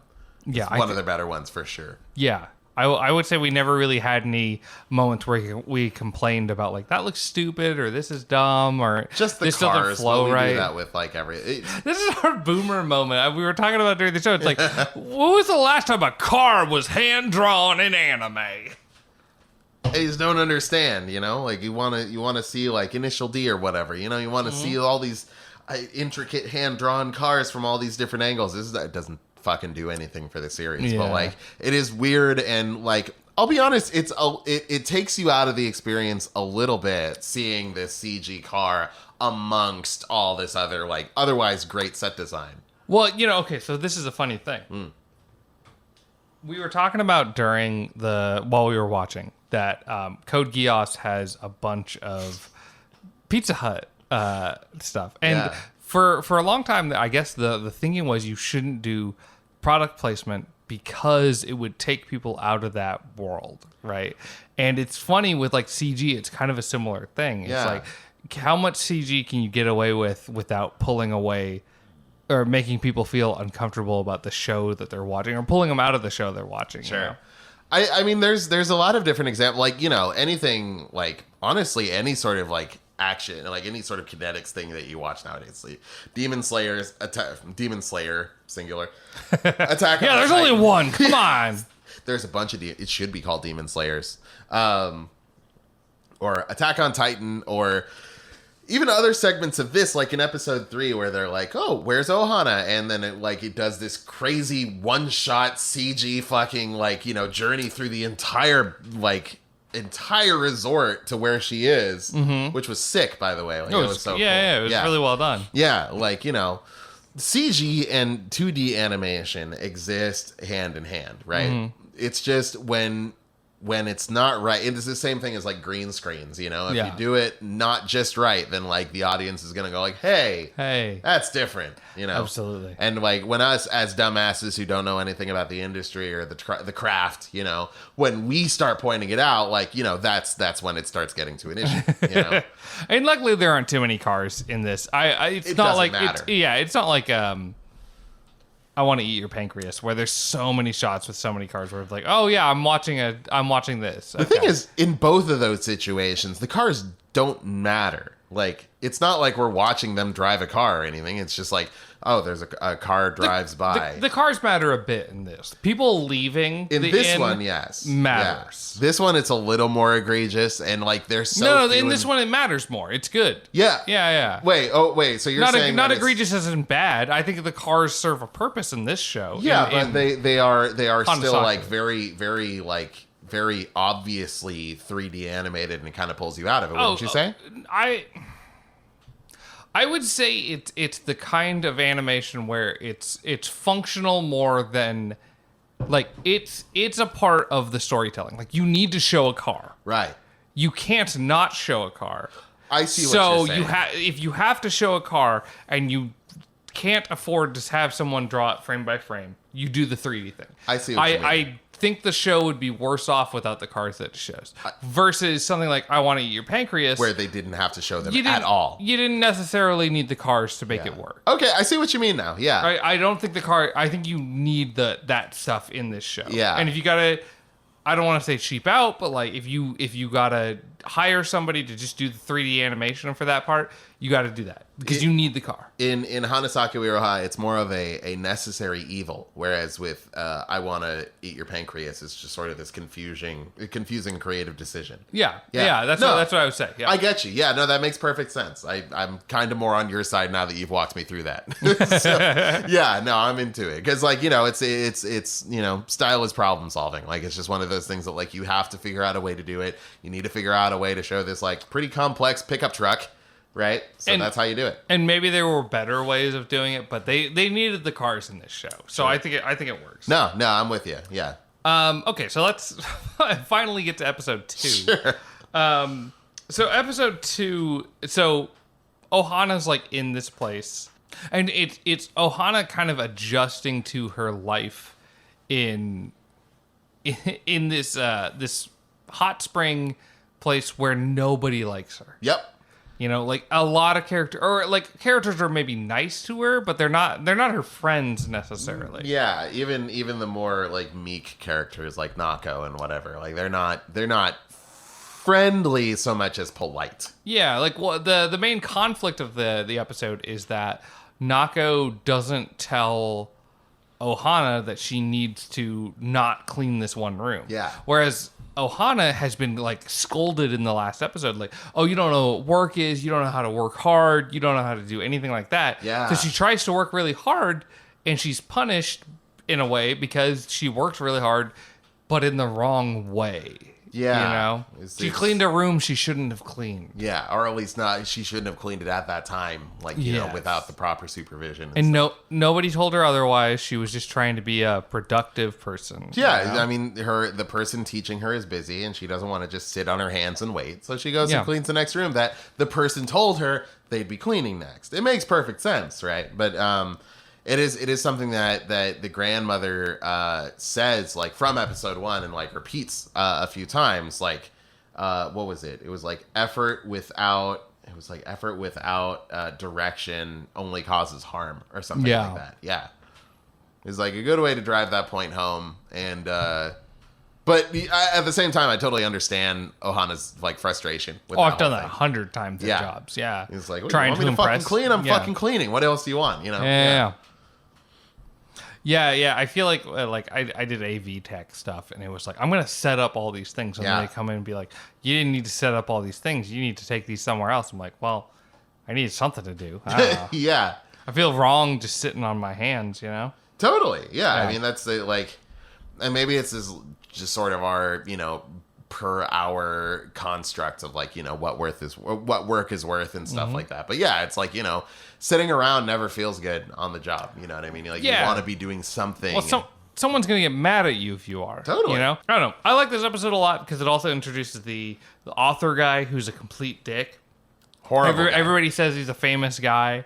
And so he deserves respect. And he's the guy who Ohana cleans his room, and he's like, you shouldn't have cleaned my room. I have all these fucking rules and shit, you know, that nobody warned her about. Yeah. Nako, the person who was training her, her new position of employment. Never tells her that it's kind of the rule that like if you go and clean this one guy's room, it needs to be under his supervision. Like he needs to make sure you're not throwing anything out. And it turns out Ohana has thrown out his draft of a novel he's working on. All the stuff that he had in like a fucking garbage can. Yeah. Yes, he had thrown it in the garbage. It makes perfect sense, but them's the rules, and Nako didn't tell her how to do it right. Yeah, and I like that Ohana like takes the blame for it. Like she doesn't like she's like I cleaned it, whatever. Little pal move, yeah. And I like how much of a fucking dick this author guy is, because it really is like that's how a lot of like customer service shit is. Like if you're dealing with somebody that's like rough, like they're the most fucking rough. Yeah. The funniest part to me though is with capitalist grandma, like when he does shitty things to everybody else, she's just like, well, the customer's always right. The customer's always, and like I hate that shit. And it's weird to me that the capitalist grandma is like, you did anything that slighted our customer in the very slightest, even if you didn't know about it. Oh, I hate that. Oh, I'm so upset. Yeah. Even though she kind of seems to know that the guy is kind of a shitter, as we find out next episode. Yeah, you gotta look out for people. Like if you want to be one of the 1% of fucking small business owners that look out for your employees, you got to stand up for them when somebody's bad to them. She didn't fucking do it. No, not at all.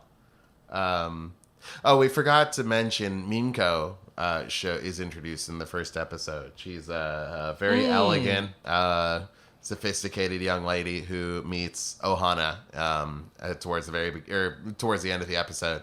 Ohana is pulling what she thinks are weeds, but it turns out they are plants that Minko is trying to grow, and Minko tells her to die. And that is a recurring pattern for the first several episodes. Like, whenever Ohana says or does really anything in Minko's presence, she just kind of goes like, hey, just die. Just go die somewhere, And that's important. Yeah, because, I like Minko. Like, it might not sound like it, like I should. No, I like Minko a lot. She's a great character. Yeah, I like how Minko, Ohana, and Nako all become really good friends. Yeah. That's well, and that's what really happens across like episode 3 and 4 and whatnot. I agree. So episode 2 ends with this author kidnapping Ohana, and it's a really kind of sketchy ending because Ohana has found his manuscript that had gone missing when she went and cleaned the room, and she discovers that it was a story, an erotic story about herself and Minko and Nako. Yeah. And the guy is trying to make money as like an erotic novelist because he can't pay the bills any other way. He's not a smut author by trade, but he kind of sucks. Yeah, and he's not famous. And he's not a famous author like he claimed to be and all that jazz. And that's I like that early in episode 3 they really relieve the tension with like Ohana like trying to help him as she's being like tied up and whatnot.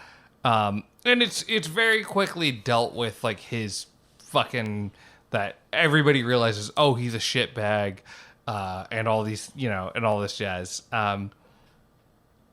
So I like that it wasn't like tried to play up for tension, but more as a bit of a joke that Ohana wasn't super offended by. Yeah, it's the kind of joke that works in the context of it, but when you say it out loud, it's like, Yeah. Like if you didn't watch the show, you'd be like, oh my God, these guys are okay with kidnapping. But it's like, no, watch the show. It makes sense in how it works. You know? Because eventually, because at first Ohana's like, I kind of get where you're coming from. Yeah. Like, it's fucked up what you did, but I get where you're coming from. Yeah. And then eventually is like, nah, you're a huge piece of shit. Totally. And then eventually he like runs away, steals their car.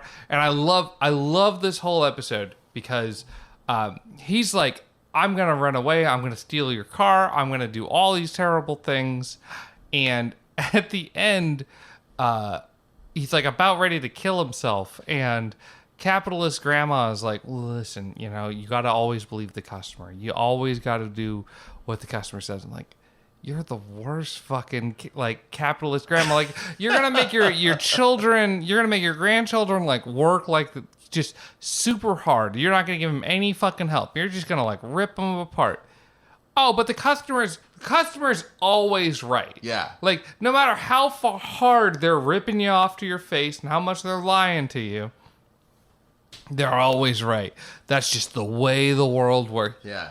Jesus fucking Christ, capitalist grandma. Like, what the fuck? See, I took that in a more charitable way, I guess. I that moment for me was where capitalist grandma, because God, I'm not gonna fucking remember her real name. No, no, absolutely not. But that was the moment for me where capitalist grandma shows a bit more of a human side, because this author guy has been nothing but shitty. He's been like, just getting super torqued on all the employees. He fucking kidnapped and tied up her granddaughter, this whole thing. Mm-hmm. He's been in every way one can be, really. He has been a reprehensible piece of shit. And she believes in her like credo of like, like this, I am here to serve. I am here to like, provide this quality experience for every single person who walks through these doors. That she, even after all that, like she says like, hey, you're not an award-winning author yet. If you don't give up, then maybe you will be someday. And then when all else fails, she offers him a job at the place that he's been ripping off for a month. You know what I mean? Like she sees the potential good in him and gives him an opportunity to like live up to what he's been pump faking them for the whole time. See, because I read the scene differently as like capitalist grandma being like, well, eventually, like almost like a gamble. Like one day you're going to be able to pay it back, Like, I think if capitalist grandma really believed that, then she wouldn't have made him work at the hotel for in the interim. Yeah. So no, okay, maybe you're right. I don't know. It just felt weird in the fucking scene as is. I feel it. I don't know. It was a good episode overall. We're running late. We're burning the midnight oil as on the fucking usual. Yeah. It's only 11 p.m. It's only 11 p.m. But like I don't know. I like the episode as a whole. How so we have, I think it's in episode 2.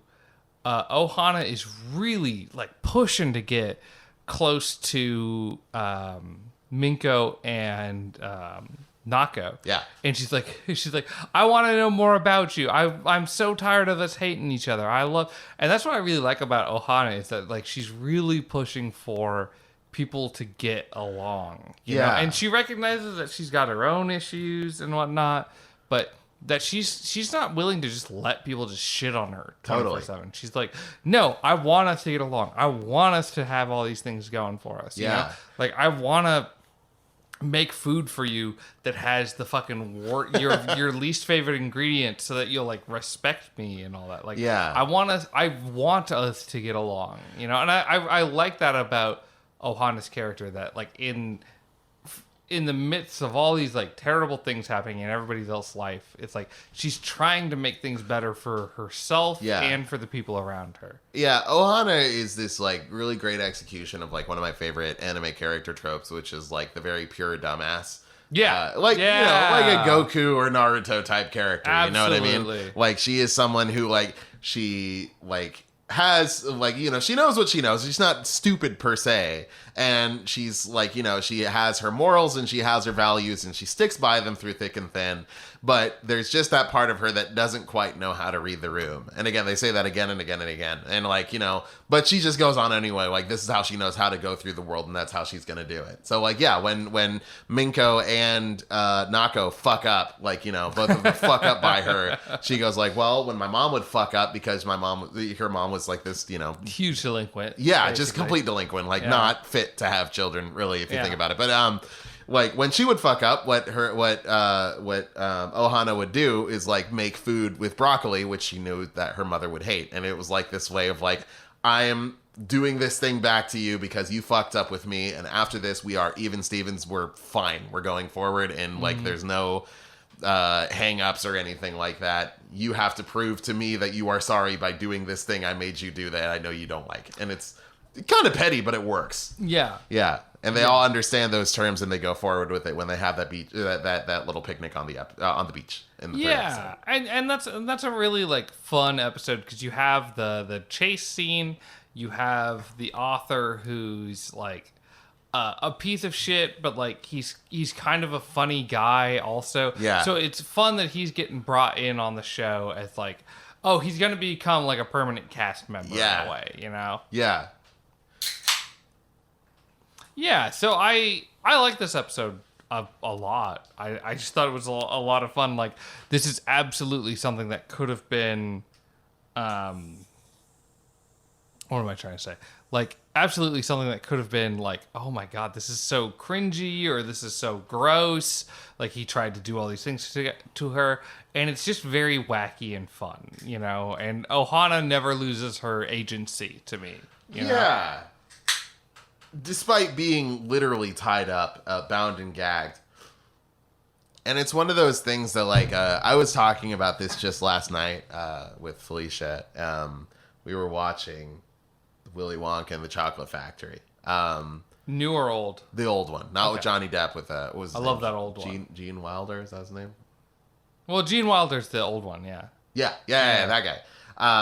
With that one. And I was talking about how I really don't like, you know, the whole, like, if you read the text of a lot of stories, especially like the more fantastical, like, kids ones and stuff like that, through the same lens that you would view real life, then a lot of stories are fucked up. You know what I mean?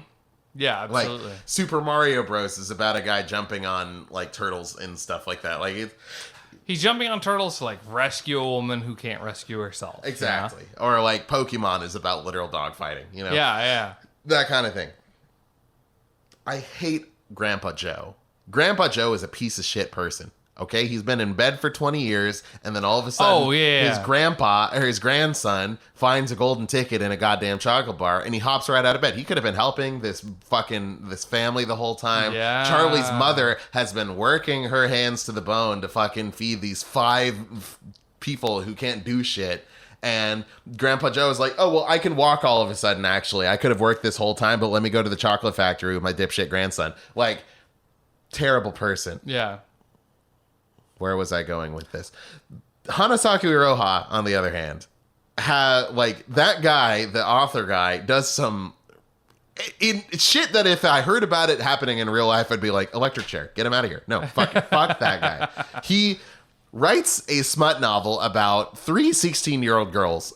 Automatically, no. And then second, kidnaps and binds and gags one of these 16-year-old girls. Yeah. And in the text of the show, it's like, yeah, it's just a, silly gag. But, like, it's one of those things that, like, only kind of works within the confines of this series. But it does work very well. He is a very likable character, despite the horrible things he does when you put him on paper. Yeah. Absolutely. And he's a fun character in the rest of the show, in that the few episodes that he's in, 4, 5, and 6, he kind of just he seems very self-confident, which is his whole MO, right? Yeah. Like, he's trying to be this, act like he's a famous author when in fact he's not. He's kind of a silly, like, comic relief character for the rest of this, what we watch. And I like that they keep to it, though, that he doesn't turn into something else. Because in in episode 4, what I really like is that he proposes this scenario. So he proposes the scenario that Toru, the cook in the kitchen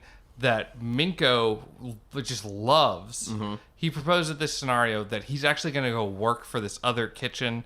This is the reason he's disappeared, and that he's going to date this other girl, and that because there is this, like, rival hot spring place that's up the street that's supposed to be much fancier and much nicer and whatnot.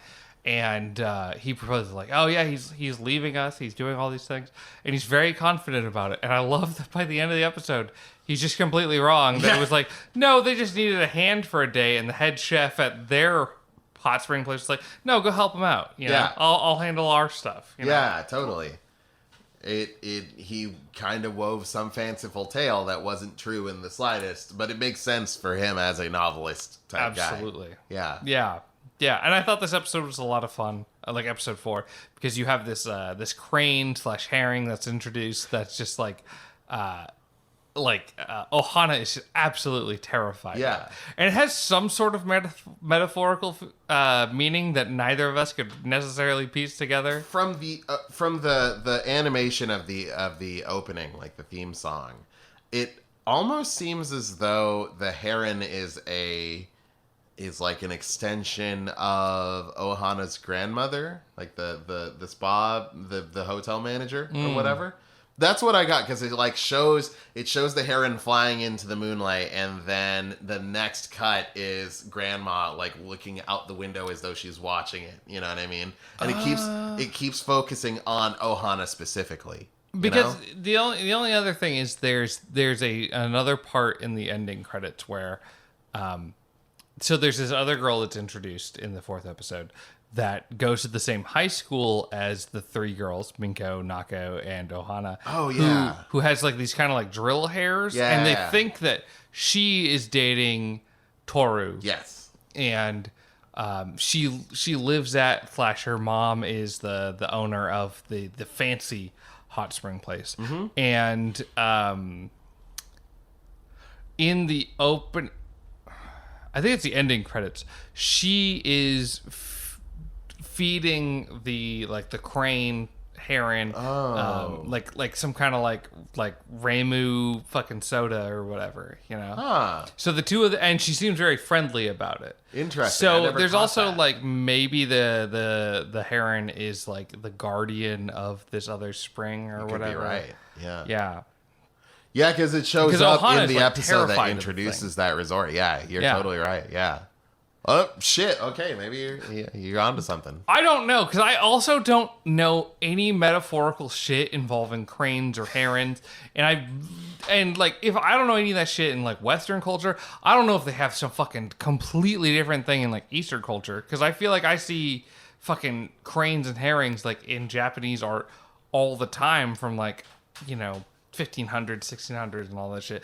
I don't know what any of it means because I don't know shit about Japan. No, yeah. All we know, we absorbed through anime and video games. Yeah, so exactly. A couple of idiots, you know, across the world from that place. We don't know shit about that shit. Yeah, yeah. I mean, if they wanted to be better known, they shouldn't have been so far across the ocean. Exactly. Come on, Japan. Let's be real. I'm going to say what we've all been thinking. It's a group of islands, right? We're a country. That's a group of islands. Just move them closer. Yeah. Get right up next to Hawaii. Japan, 51st. I almost said 51st.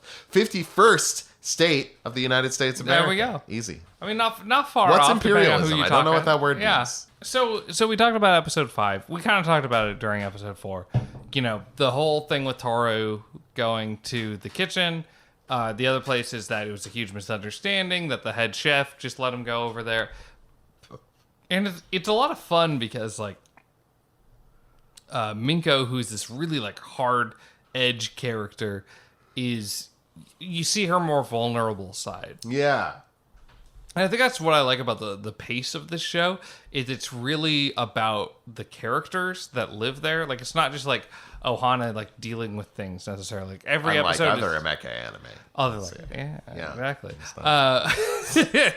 I like that you're dealing with each situation with different characters, and Ohana is kind of like a light of positivity in all of that. Yeah.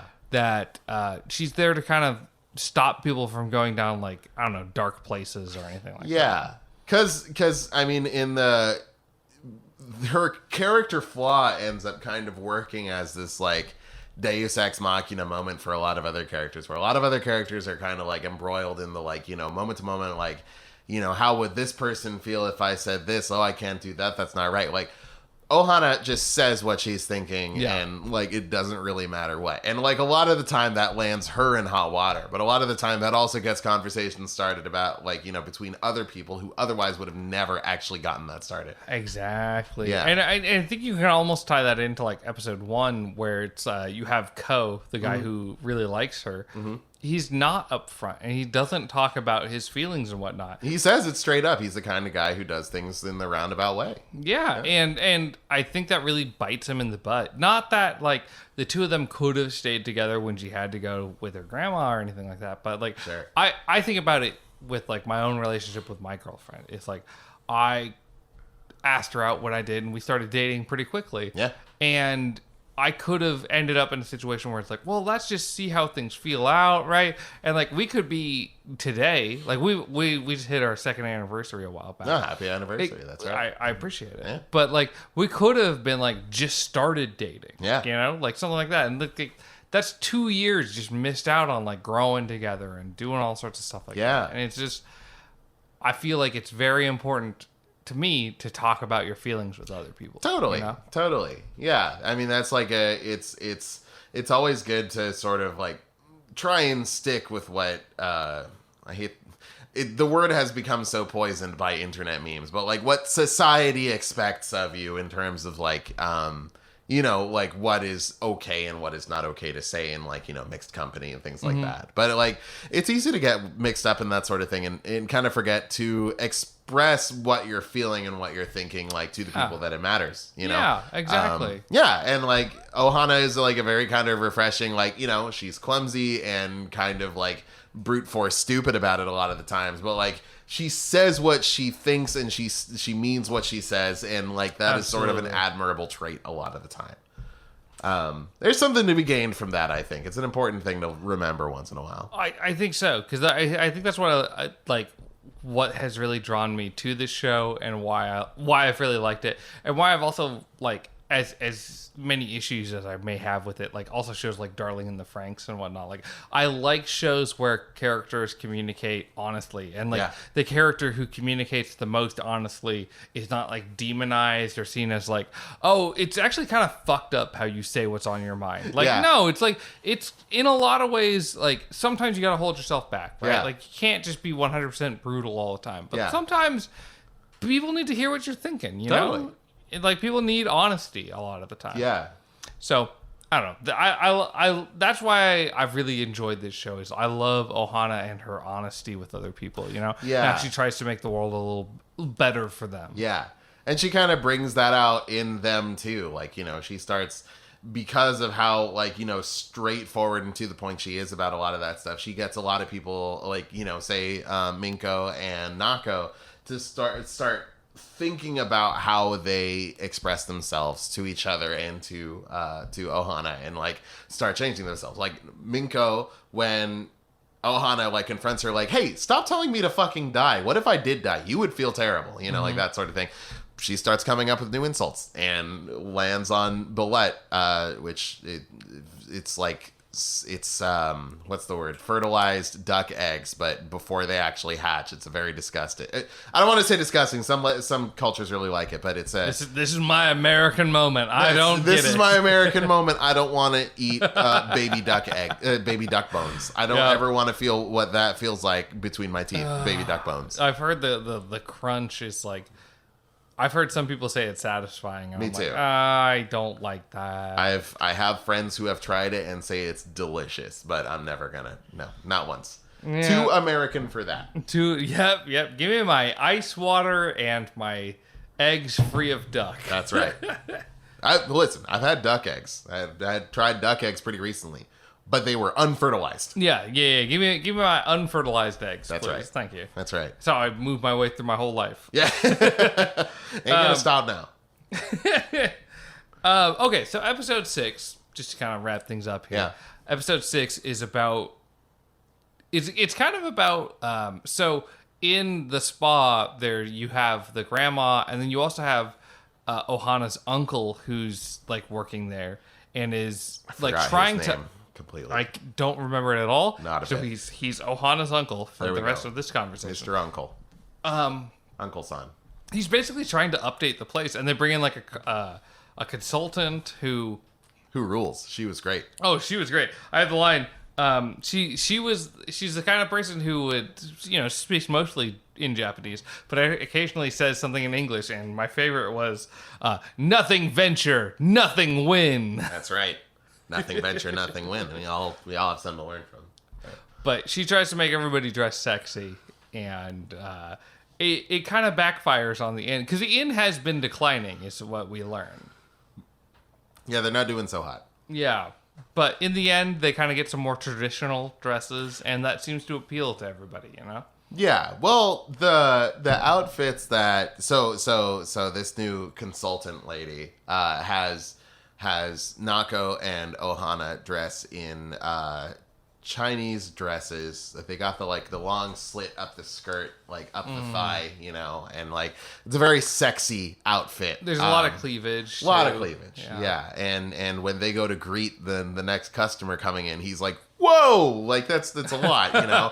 Like imagine walking into like your favorite hotel or like even fucking like a restaurant or something like that, and then, like you're greeted by like, I don't know, Hooters girls, you know what I mean? Like it's just this super 180 from what he's expected.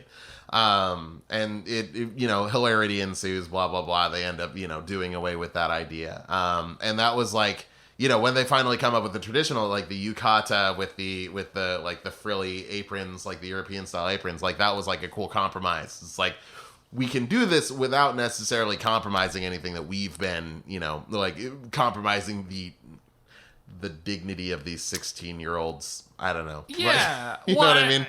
And I think it kind of exemplifies like people come to this place, this specific spa, because they want that traditional thing. Yeah. You know?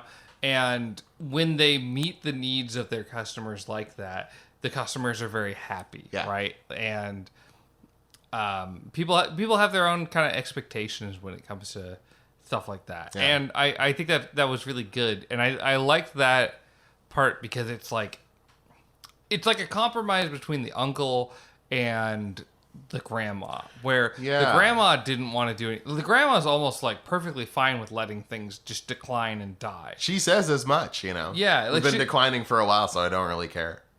Yeah, like she doesn't want it to go out of business, but she doesn't really care if like business slows down. Yeah. And the uncle's like, no, I want things to get better. Yeah. And this is kind of a good compromise between them. And to me, it's also as a business boy here, like a realization that neither of them really know what their customers want, right? And it makes me more mad at capitalist grandma being a fucking piece of shit and a mean person. It's like, you don't know how to run a fucking business, you know?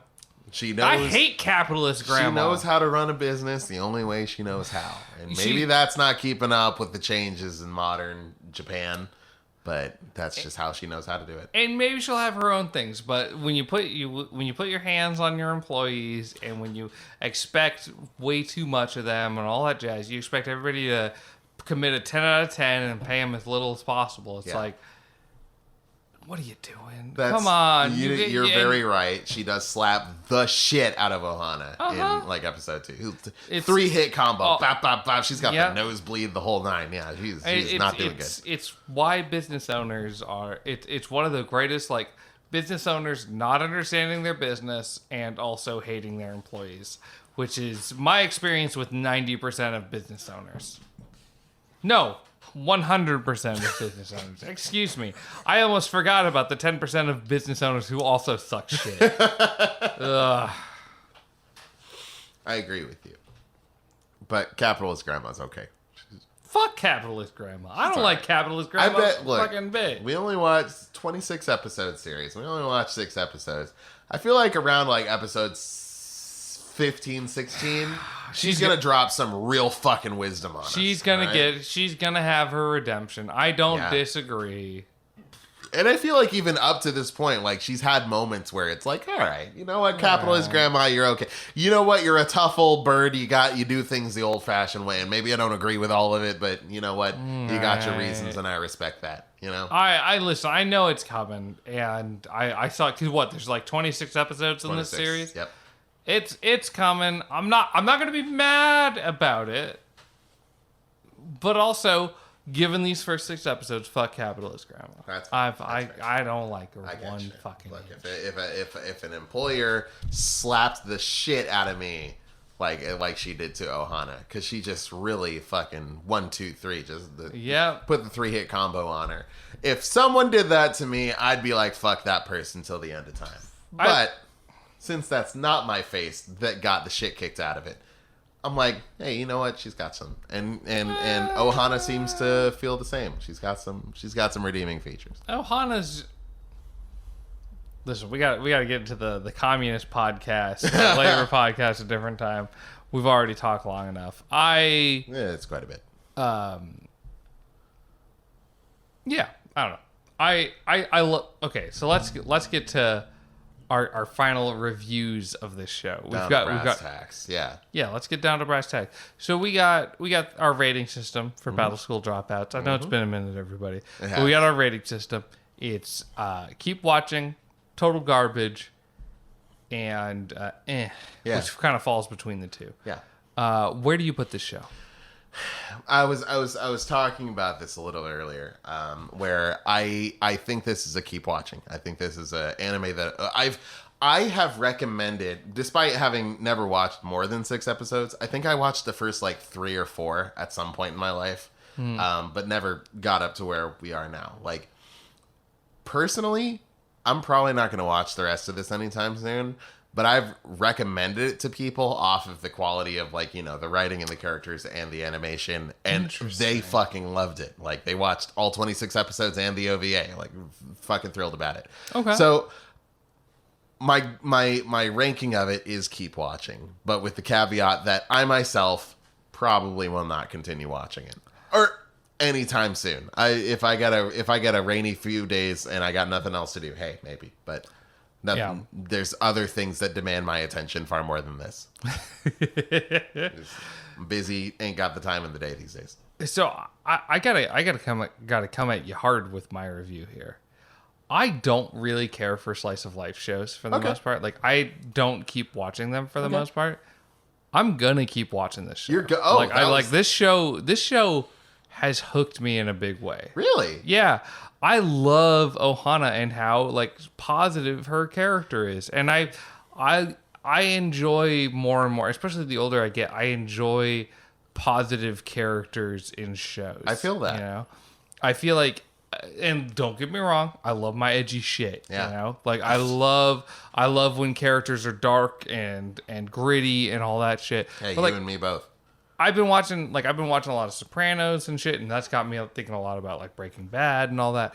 And it's fun to think about, or it's fun to watch a show where it's like a character wants the best for other characters. You're right. That's a very good way to put it. I was very shocked when that was, like, the angle you took on it, because, like, you know, when you said you were going to go against me, I was like, oh, is he going to say, like, total garbage? Yeah, like, total garbage. I mean, listen, I hate characters. No, I think it's not just, like, a fun show to watch, and it's not just, like, a well-produced show. Like, I think the characters all have a lot of merit, and I think this is one of the few exceptions of a show being, like, slow-paced or anything like that, where it pays off, where it's, like, getting to know every single character is worth it. Where, you know, because I feel like there's a lot of shows that are slower paced where you get to know somebody and you're like, I don't give a fucking shit about this character, right? Yeah. Like, he's very one note, but we spent a whole episode with him. Yeah. And I feel like this show is like the opposite, where it's like, I love learning about these characters and I love learning about the way that they interact with. In episode 1 or 2, Hanasaku's mom, not Hanasaku. What did I just say? Ohana's mom, says, like, you can't rely on anybody, you can't trust anybody. Yeah. And this whole show is about kind of, like, contradicting her mom. Like, no, you should trust people. You should get along with other people. And I like that message in shows a fair amount. Especially since, like, I watched a bunch of, like, fucking violent OVAs where it's like everybody's just trying to fucking kill each other. Like, I like shows where it's like, no, because that's how I feel. You know, I feel like you should trust your fellow man and whatnot. Sure. So yeah, I really like this show, and I'm gonna listen. I'm gonna watch every other episode. I think I've watched every keep watching. You have? You've finished every keep watching? I'm pretty sure. Wow. Or at least I've watched like another like 12 or 20 something. Because I feel like there must be some show that I can't think of that's had like 100 something episodes, and I haven't watched all 100. Dude, what did we give Space Brothers? Did we give that an eh? Yeah, it was a hard eh. Yeah, that was a very hard eh. So I can't remember every show we've watched, but I feel like I've watched every episode that I give and keep watching. Sure, even fucking Tower of God, which as I kept watching, I realized I was the wrongest man, and that is the most total garbage show I've ever seen. Wonderful. Yeah, that was the fucking worst. You know what? You might have talked me into continuing that series actually, because you're right. Like, there's a lot of anime, and I don't know that this was necessarily the anime's intent, but I feel like it does a lot to like. This is such a like douchey thing, like phrase I'm about to say, but it does a lot to like subvert the viewer's expectation a little bit. Like in the very first episode, it sets it up like the main focus of the show is going to be Ohana and Ko's like will they, won't they, you know, best friends turned lovers relationship. And then by the end of the episode, Ohana has fucked off to rural Japan and has left Ko in her dust, you know, stuff like that. So like, in a lot of other series where it's like, you know, you have to listen to what your great grandfather told you about this, like Ohana specifically and explicitly says like, these are things I have learned. My mother told me not to trust in other people, and I want to trust in other people because I know that that's a flaw that I have. Mm-hmm. And I want to be able to read the room and be more considerate of other people because I know that's something that I struggle with. And I want you to like, you know, fix these things about yourself because that's how we're going to be better friends. We're going to be, you know, better people in the long run, you know? Yeah. And that's a cool thing you don't see in a lot of other stuff. And it's a very down to earth and human thing that, again, it does not exist in a lot of anime. So yeah, you might have turned me around just there. I may continue. Despite the fact that my rating of this show was and remains a keep watching, I may keep watching this show based on what you just said. Yeah, I think it's nice to see a character who's both like honest with themselves and honest with other people. Yeah. Because I feel like that's what's missing from a lot of like people's lives, you know, is that we need to be honest with ourselves and we need to be honest with our friends and we need to be honest about what we want out of relationships with other people, you know? Yeah. And I feel like more and more people just kind of settle with shit, and I love that Ohana's like, I'm not gonna settle. Like we can make things better. Yeah, you know? And I think that's wonderful. That's a cool perspective that like it's important to see now and then.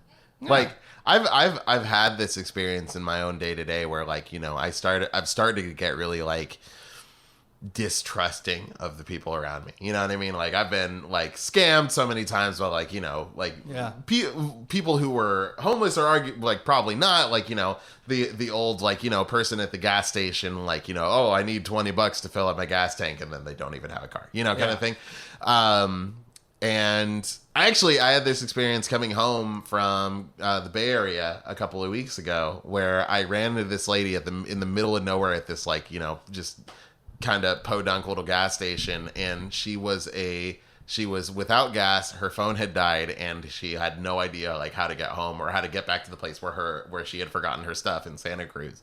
And we ended up talking for a while, and I gave her like, you know, $30 to fill up her tank, and like she ended up giving me a bunch of like jade, which was the thing that she did. She goes like diving for jade. That was okay. And I was like, oh, I believe it. Like, you know, she's got the headlamp and a backpack full of rocks. Like, this obviously is not a scam that she pulls because she's trying to do it at 11 p.m. on a fucking Sunday with nobody else around, right? All this is to say, I have had troubles, like, you know, trusting in my fellow man and like, you know, trying to believe that you know, in the best of other people a lot of the time. And that's like a very refreshing topic that, you know, we take for granted a lot of the time. Yeah. Cause I mean, cause I'm with you. I had a guy, when I was real fucking trusting with people, I had a guy come up to me and he was like, hey, I need $20. My car got stolen or whatever. I just need $20 to, you know, get home on the bus or whatever. And I gave him $20. And then he came to me a year later with the same exact story, same exact guy. Really? Same guy? Yeah. Ah, that's and fucked it up. really kind of burned me out on fucking people for a while. But like, I think most people aren't trying to rip you off, you know? And I like, but more than that too, I think with like with going with this anime and whatnot, I think with like friendships and relationships and things like that, like having like open and honest kind of communication and just being able to tell people like, hey, when you said that hurt me. Yeah. When you like, I want to be able to communicate with you like this, you know, like, how does that make you feel? You know, being able to talk with people about that shit is important, you know. if you feel if somebody hurts you, tell them that they hurt you, you know? Because, yeah, I mean, because it's easy to be, like, overly defensive between yourself and people you don't know, and between yourself and friends and even significant others and stuff like that. Like, it is easy to, like, you know, in your head be like, oh, everyone out there is out to get me, you know? Like, I'm not going to, like, open myself up to anybody. Like, when it comes to my friends, like, you know, I'm just gonna, like, you know, retreat in my, like, you know, my own little ball and, like, you know, just only let them see the parts of myself that I have painstakingly tailored to show them. Yeah, you know what I mean? like your life's like a Facebook post or some shit, you know? Yeah, totally. It's a very easy thing to do. It's a lot harder to, like, you know, be open and honest and, like, you know, put yourself out there knowing for a fact that you could be hurt, because you will be hurt at some point. But, like, it's that knowledge and continuing to do so anyway, I think, that makes it, like, a person strong. You know what I mean? And I think time and time again, people are continually surprised by, like, hey, I told my friend that I feel this way about something they said, or, you know, this way, like, I like hanging out with them when they do this, I don't like this, and that people get it, you know? Nobody's trying to, like, love you unconditionally. Like, everybody's, like, got their breaking points and whatnot, and they want to know how you feel, you know? If they really care about you, they're not trying to hurt you. Yeah. You know? And I mean, the opposite is true too, that, like, you know, you could like be open and vulnerable with somebody and they can throw it back in your face. But like, if somebody does that, is that someone you want to be around? Yeah, you know? Absolutely. Right? Like, even though you are being vulnerable, even though you're opening up yourself to the possibility of being hurt, in the long run, is that not what's best for you? I think that's true. I think that, like, you know, despite her inability to read the room at all, like, you know, Ohana has something that a lot of people lack, you know? Yeah. And I think that makes her a very inspiring character, and one that's, like, you know, really easy to connect with. Yeah, because you should be able to tell people, like, what you said hurt me. Yeah. And listen, and I know I'm not perfect and stuff like that. And to talk about your imperfections and whatnot, I don't know. I think Ohana's, like, for everything she goes through and how silly her character is, like, she deals with the relationships in a very mature way that I wish I could have dealt with as a 16-year-old. Oh, like, God, yeah. At 16? I couldn't handle, like, not being the like the manliest man up until I was, like, fucking 26. Yeah. You know? Yeah, totally. Yeah. So anyways, I think this show's a total keep watching, and I think it really hit me in kind of a fucking, not that it maybe was apparent up until this point, but, like, it really hit me in a very emotional place. Sure. And I think she's a really good character. No, I'm with you. I went from a kind of superficial, like, you'll probably enjoy it if this is your thing to keep watching, to, like, I'll probably turn this on tomorrow. Like, hell yeah. This is, Hell yeah. You talked me into it. Well, with that, before our fucking microphones, or before my fucking microphone. Yeah, mine's been rock solid this whole time. Yeah, I don't know what I did to fuck up my microphone. Had this for a while, you know. Me and this mic stand have been through a few things. I fucking Amazon, right? Fuck that. Well, it's the same mic stand, you see. It's no, but fucking Amazon. Amazon. I'm still gonna blame him. I don't know. Bezos has something that's specifically out for me that he doesn't have out for you. Look, Jeff Bezos spent bajillions of dollars and emitted horrendous amounts of greenhouse gases to, air quotes, go to space. Motherfucker didn't go to space. Low orbit. That is a bitch ass move. Piece of shit. That is some baby back bitch shit. All right. He didn't even leave orbit. He could have still jacked off in that low orbit. You know what I mean? Like, there was still gravity. Blood could have made it to his penis. Been fine. His would have been fine. Blood would have continued to make its way to his penis. Might have taken longer, sure, but he could have jacked off. You're not in space if you can still jack off. Yeah. Okay? Yeah, I mean, I don't know. That's the rule. Do you feel deeply listen, we're going to make this podcast 8 hours right here. Let's do it. Do you feel like it's deeply uncomfortable that every billionaire wants to get off Earth? A little bit. Yeah. Yeah. It's like, I love Amazon's, like, environmental initiatives. I love that Tesla is trying to reduce greenhouse. Oh. All right, fuck this. Oh, you're just holding the mic? Oh, that's OG, dude. Listen, I love... That's so... Fuck this podcast. Or Hey, fuck you our know technical what? issues. Hey. Do you... Let me get in here, too. Hold on. Let this shit fall to the fucking ground. I don't care. I fucking holding the mic right now. I hate that we're holding the fucking mics. Fuck everything. Let it fall, dude. I don't fuck give a everything shit. that we did to build this shit. I hate that every fucking billionaire is trying to get off the fucking planet because like if anything has been a clearer sign that the planet's fucked, it's like Tesla's like, I don't know, worst case scenario we just like nuke Mars or whatever. Like, Yeah. Nah. Dude, if they're just like, we need to terraform Mars immediately, like, the planet's fucked and we need to steal their wealth. I mean, the billionaires seem to have this idea that, like, well, I can afford to go to space. The rest of you got to deal. But if Jeff Bezos, world's richest man, is any indicator, motherfucker, you got to live here too. You got it. Because you only made it to low orbit. You fucking piece of shit. But it's like, what are you going to do? You're going to go to Mars all by yourself. There's no workers to exploit out there. You just fucking sitting there, fucking drawers full of fucking red sand. You got nothing to do. Nobody to help you do anything. No breathable oxygen out there. The funniest thing, too, is like fucking Elon Musk, that huge piece of shit. Like, okay, Tesla, PayPal, decent. Sure, PayPal's fine. PayPal's fine. And sure, it was made by other people other than Elon Musk. But sure, let's credit it all to Elon Musk. Sure, of course. And then Tesla, which he bought off like other people who already made all that shit. Yeah. And he just like paid for it or whatever. Yeah. No, he totally invented Tesla or whatever.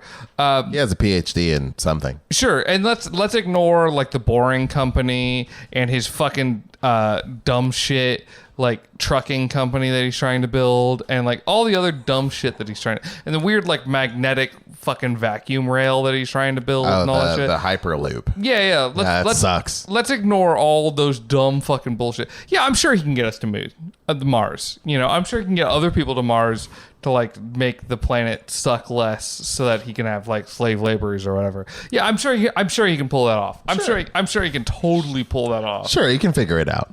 Yeah. Like the world's biggest con artist? Yeah, I'm sure he can figure it out. Yeah.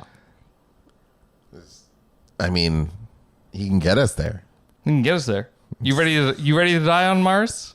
I mean, Where would you rather die? You want to die hyperventilating on Earth when we fuck up our atmosphere and our whole fucking season, or would you rather die choking to death on the lack of atmosphere in Mars? What's your choice? it all depends on the situation. I mean, like, if as it is right now, like if someone's like, hey, first space shuttle to Mars, we're going to build a colony, let's go. Like, no, I'm not going to Mars. Okay. But like, say we're in Gundam territory, or I guess I'll know Zero is the closest mecha anime I can draw a connection to here. But like, assuming there's been some colonies, we've been out there, things are fine, people are. Here's what it is. If there's a casino on Mars, I'll go to Mars. All right. And then I'll die on Mars. There you go. There has to be a casino, because if there's a casino, that means there has to be other essential things there too. Nah, see, my jam is fucking. I'll die on Mars in a heartbeat. Yeah. Right? And my whole fucking thing is, I'll sit on that shuttle. I'll pretend I'm a happy camper. When I get there, I'll fucking die like everybody else, and you gotta fucking deal with my dumbass body. I'm gonna be bloated. I'm gonna be fat. I'm gonna eat all those fucking rations.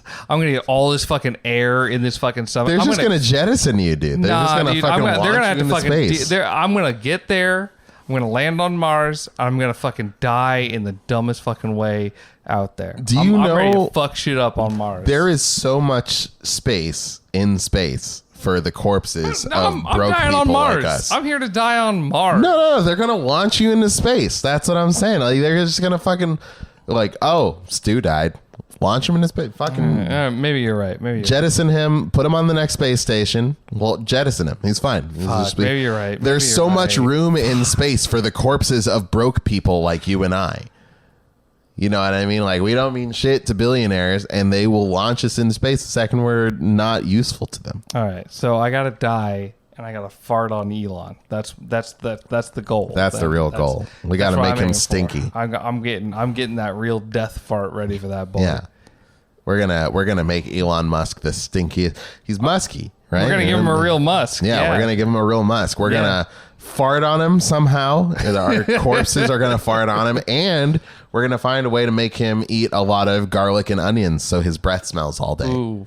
Yeah. Ooh. Yeah. Ooh. And he's just gonna be stinky out of everywhere. Grimes is gonna be like, get out of here, Elon. You are too stinky. You're too stinky, Elon. You're covered in garlic from all the garlic you've been eating, and you're covered in garlic from all the farts of the dead people that have been farting on you. Who also ate an ass load of garlic. I'm gonna eat so much. I'm gonna eat a literal ass load of garlic.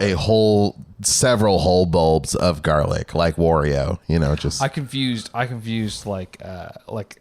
can't like there's you got your garlic like the cloves, cloves, yeah, and then you got your garlic, like the whole fucking thing. Oh, the bulb, yeah, the bulb. I confused the two, and I bought like so much garlic. How much garlic did you buy? I needed 3 like cloves. You needed 3 I cloves. bought 3 bulbs. Look, if you ever, 3 bulbs of garlic isn't that expensive, but if in the future, if you ever that's need a lot of fucking garlic, I feel like, to sit on. That's a lot of garlic to shit on Elon Musk with. That's quite so. That's why I'm here. I mean, look, if that's the goal, A+, keep, onward, Christian soldier. But if you ever need 3 cloves of garlic in the future, you can hit me up. I will probably have 3 cloves of garlic to spare. All right. Well, I mean, Anyways, we're roommates all I'm now. getting at, there's no fucking 16th episode because I'm going to fucking die shitting on Elon Musk. Oh my God, they were roommates. Shit on Elon Musk. Yeah, exactly. That's like, anyways, guys, I had a great time with all y'all. If you want to follow me in my shitting adventures, I'm Hentai Pete the Lord on Twitter. All right. And that's it. That's all you can do if you want to find me. I changed my Twitter handle. What the fuck, dude? I did. Yeah. You fucked up our whole algorithm. I'm not Bakfu anymore. Bakfu is dead. I fucked the whole thing up. He fucking shit garlic and died. That's right. I shit garlic and died. Bakfu has shitted garlic and died. I miss that, dude. Yeah. Rip in peace. Yeah, that's right. Rest in pepperonis. I am now 8, the number 8 mammoth, as in like the prehistoric mammal. 8 MAMMOATOTH. I can spell. Okay. If you search Octomammoth, I might pop up as well. You've been sticking with Octomammoth. I knew you were like, do I want to go by Bakari or do I want to go by Octomammoth? You're going with Octomammoth. I was. Octomammoth has been my online handle for a long time, and I was kind of curious, or I was kind of debating as to whether I wanted to like carry that as my like artist name. And the whole idea, it eventually became like Bakari will be the one who does like normie music, like if I'm like the respectable one. Exactly. Yeah. The one that I could show to coworkers, right? Beats, any jazz R&B stuff, that's Bakari. All right. Oh no, I like that. I like that. The depraved nerd shit, the Sonic music covers, stuff like that, that's Octomammoth. And then I came out with my first official like published track as Octomammoth and was like, well, I kind of just want to keep doing this. I think that's sick. As the guy who goes by Hentai Beast Lord, I think that's sick. Whatever that counts to you. It worked in a way. I was like, the whole Bakari thing can happen eventually. Right now, I'm pretty happy as Octomammoth. I think Octomammoth is legitimately sick. Thank you. I think that's the way to go. I appreciate that. Yeah.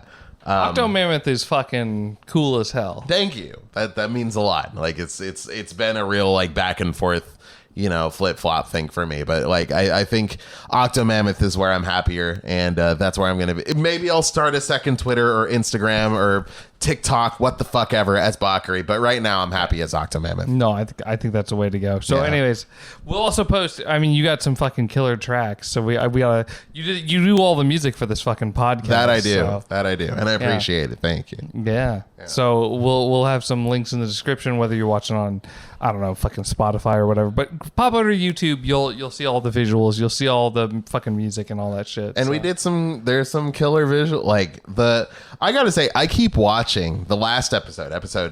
I keep watching the intro to the last episode 14.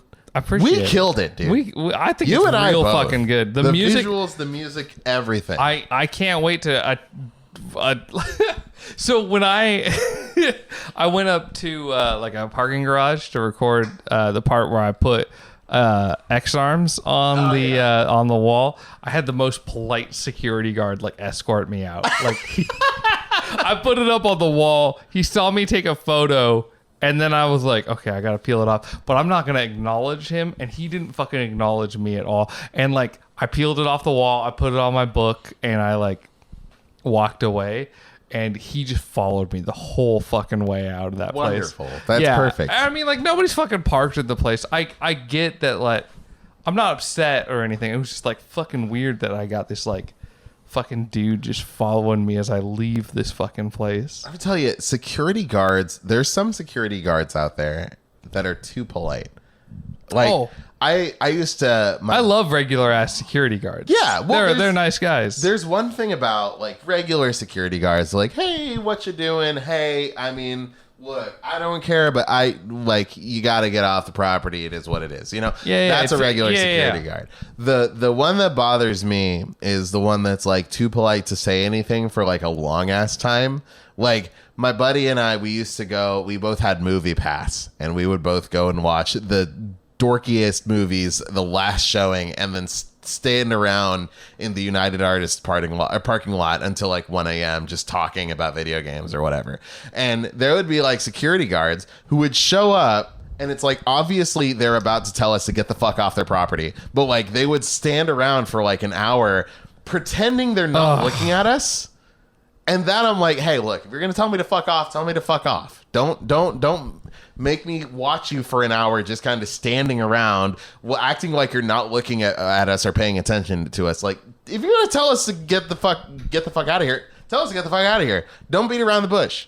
I need some sincerity from these guys. I get you, because I don't know. It's funny with fucking regular ass like mall cop security guards or whatever. Yeah. It's like you can always relate to them like more like cops. Fuck those guys. Fuck but like, cops. Like I said on episode 1, I say it again. Fuck cops. Season 2. Like Fuck cops. security guards aren't there to fucking kill you. They're not there to fucking. They're just like, hey, you got to get out of here. Yeah. Sometimes, and like every encounter I've ever had with a fucking security guard has been like, hey, I need you to leave. I'm like, all right, I'll leave. You know, like I'm not there to fight the dude. Like, I'm not giving anybody any problems. I've never fought a security guard, right? Never. Like I've never been like, oh, you fucking piece of shit. I have a right to be in this private parking garage. You know, like I just get out of there. They leave me alone. Maybe they watch me as I leave, and that's fucking it. You know, and I don't mind. You know, like I'm on private property. Like as long as America's a country, that's going to be an issue I got to deal with. Sure. So.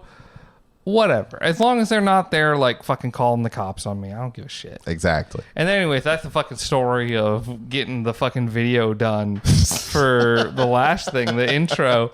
Music's fucking killer. Most of the shots are fine. And then the last one where I show X arms and I post it up, the dude just, like, stares at me the whole fucking time. I'm like, okay, well, I know I need to leave. Hey, later, buddy.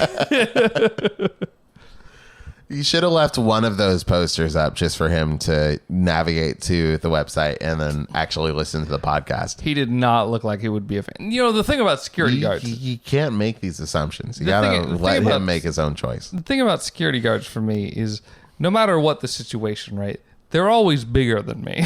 Like they're always a guy who's like, hey, like could instantly turn into a fuck you kind of situation, you know, and I'm not ready to be like, no, fuck you. Like I don't do that with cops. I don't do it with security guards. They're too big for me. You just got to go like, yep, fuck me, and then take off. Yeah, fuck me. Let's do this. Yeah. You know, I don't know. This podcast ain't worth it. Once we get to 100 subscribers, maybe. I think so. Yeah, that's about the threshold where we can tell security guards, fuck you, listen to my podcast. Yep.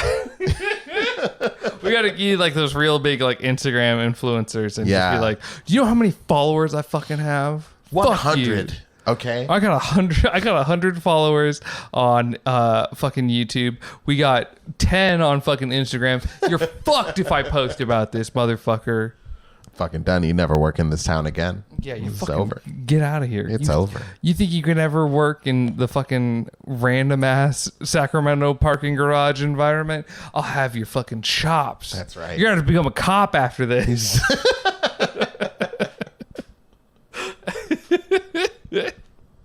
I love that. You'll have to become a cop after this. Beautiful. Well, let's end this. Well, we've shit. told people where to find us. We've told people our ratings. I think we're set. We're just having a good time holding these mics. Yeah, this is just the Bakari and Stew having fun hour. It's kind of nice. Like I've never had reason to hold a microphone and talk into it.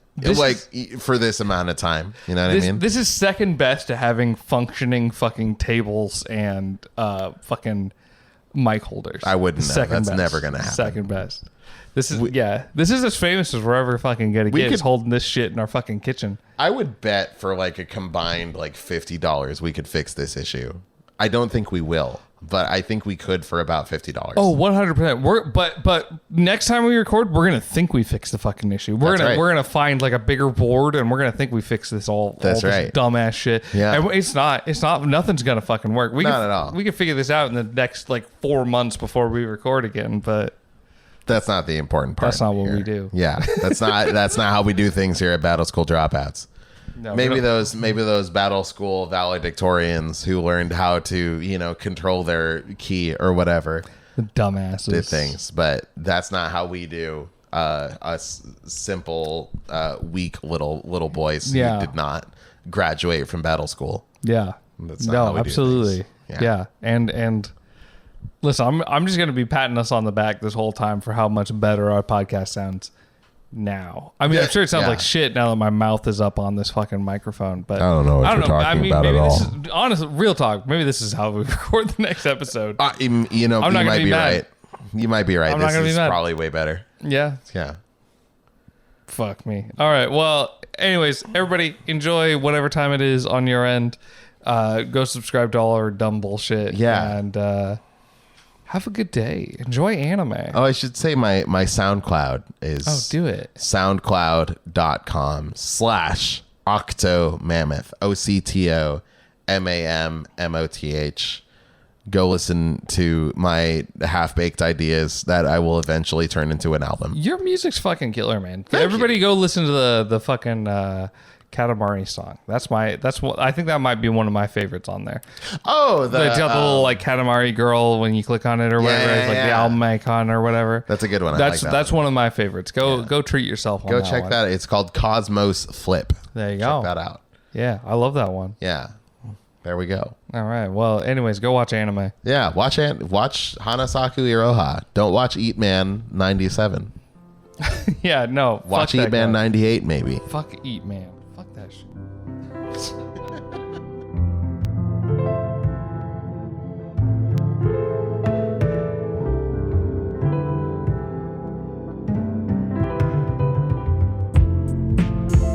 Hey, this is Stu coming back at you to let you know next episode is going to be on Hajime no Ippo, the wonderful sports boxing anime. So if you want to have opinions on what we're saying and whatnot, go check out those first 6 episodes and then come listen to the next episode whenever it comes out, hopefully soon. Okay, bye.